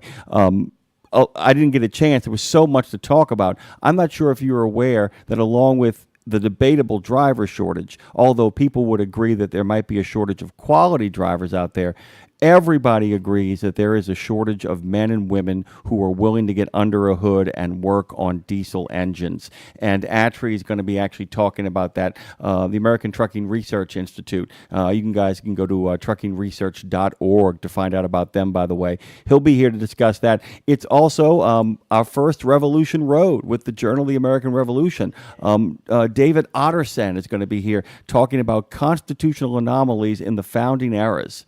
And what that means basically is the things that happened early on in the Constitution that weren't supposed to happen but did, and how they kind of fixed them rolling along the way, including how Rhode Island and North Carolina got into the Union, and how George Washington and John Adams were eligible for the president when they assumed the office, because after they were gone, you had to be born here, Lindsay. They're the only two people. They are the only two people to ever serve as the president who were not born in the United States as U.S. citizens. And they're going to talk about all that kind of stuff. And so David Ottersen is going to be here at 8 in the center, 9 in the east. After that, it's our friends from OOIDA. And by the way, we'll have another edition of Trucking with OOIDA tomorrow, and then the day after tomorrow, as Ashley and Scott do their thing. I'm really excited because when you join us, it's one of your first times to getting a chance to really dig in deep and talk with our friend Matthew Holbert for Beyond the Bushwhackers. And I know you love these conversations because it really is about becoming. I mean, he talks about how people became like Old West gunfighters, gamblers, madams, hotel owners, and all around ne'er-do-wells. And then I really like the conversation because a bushwhacker drink is basically like a Wendy's Frosty with alcohol in it, and I really enjoy that. So I feel like maybe I could be drinking one of those while we're talking to him tomorrow. And then our last guest before... Thank you for not caring. I do care very much, but I'm thinking about all the frosty drinks I'm going to have afterwards on this show. I'm really hungry, by the way. Dre brought me in a little tiny sandwich. I ate that, but I'm starving right now. You're a little tiny sandwich. Right after Beyond the Bushwhackers, we're going to have on tomorrow Paul McGrath. He's got his new novel, which is a sci-fi satire. He's an award-winning journalist, but he's a debut novelist. And this book, which, by the way, as Claire put in the notes, that it'd be perfect for fans of Skinwalker Ranch, which is on the History Channel and fascinating. His book Left is the first in a series about an alien who gets left by his crew in rural Mississippi. Wow, that poor alien. That poor alien. If you were to be dropped anywhere, that would not be where you'd want to drop that poor alien in rural Mississippi. But let's see what happens, Dre. I was about to say, man, I got a few cousins I can help them out. You know what I'm saying? No, it's about your cousin. Your cousin. You know that one cousin of yours that's pretty alien-like? You know what I'm talking about. Yeah, no, it's also my brother. And also, if you need a good haircut in Jackson, Mississippi, I got a guy. Is he an alien? He might be. I have a question for Dre, by the way. I was thinking about this the other day. How good are you at cutting hair?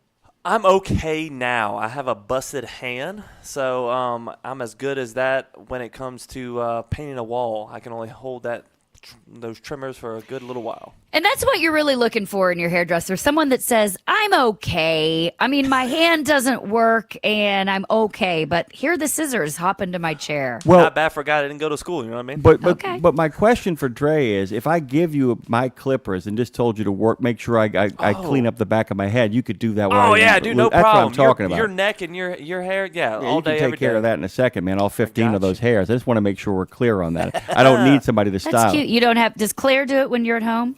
Yeah, sometimes Claire does do it. It usually is. I'll do the majority of the work, and then I'm like, hey, man, you got to get back here and clean up this stuff going on here because I can't see it. Go ahead, Foam. That's a social media moment. Please make a reel of Dre shaving your head, please. Oh, God, I got you. Oh, that's what we're just going to do. For next week, I'm just going to go and trim your hair, and I'm going to talk about the guest for next day. Yes. Oh, no, that's what you're doing. While you're shaving his head, be talking about tomorrow's show. Yeah. Done. Boom. Right Reel there. done. Sold. That's one of the, and by the way, you brought up the social media shift. We're going to start actually taking care of the lineups with videos rather than postings to some degree. And I think, Lindsay, that's going to free us up to kind of feature more special guests with our social media and get some stuff that is more shareable among our friends out there. We tried it a couple of last week. It went really well. It got so many views of just me turning to a camera and telling people what's coming up. So I'm really kind of stoked about this. You get a chance to see Foam Master Dre. You get a chance to see Madison. Somehow, some way. And I'm saying it on the air, by the way, because it's the best way to get Nemo to do anything. Because if we all do it, then Nemo will do it. If I literally have every single one of us do something, then Nemo's like, well, why can't I do it? If we build it, Nemo will come. Nemo will He's come. listening now. Is he? Yeah. Oh, always. Always. Yeah, Always. he sends me texts on what I did wrong.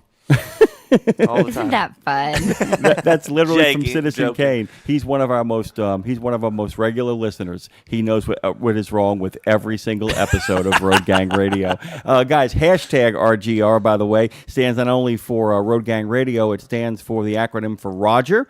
It also is the acronym for Road Gang Resistance. If you want to join the Resistance, should be getting an email in the next day or so about what's going on with the Resistance. So many of you have not gotten the Biscuits and Gravy Challenge done yet. I am once again calling upon you. If you'd like that Biscuits and Gravy, I'm offering 4 more meals, 4 more Biscuits and Gravies on the house, on Jimmy Mac, if you in fact can deliver on that.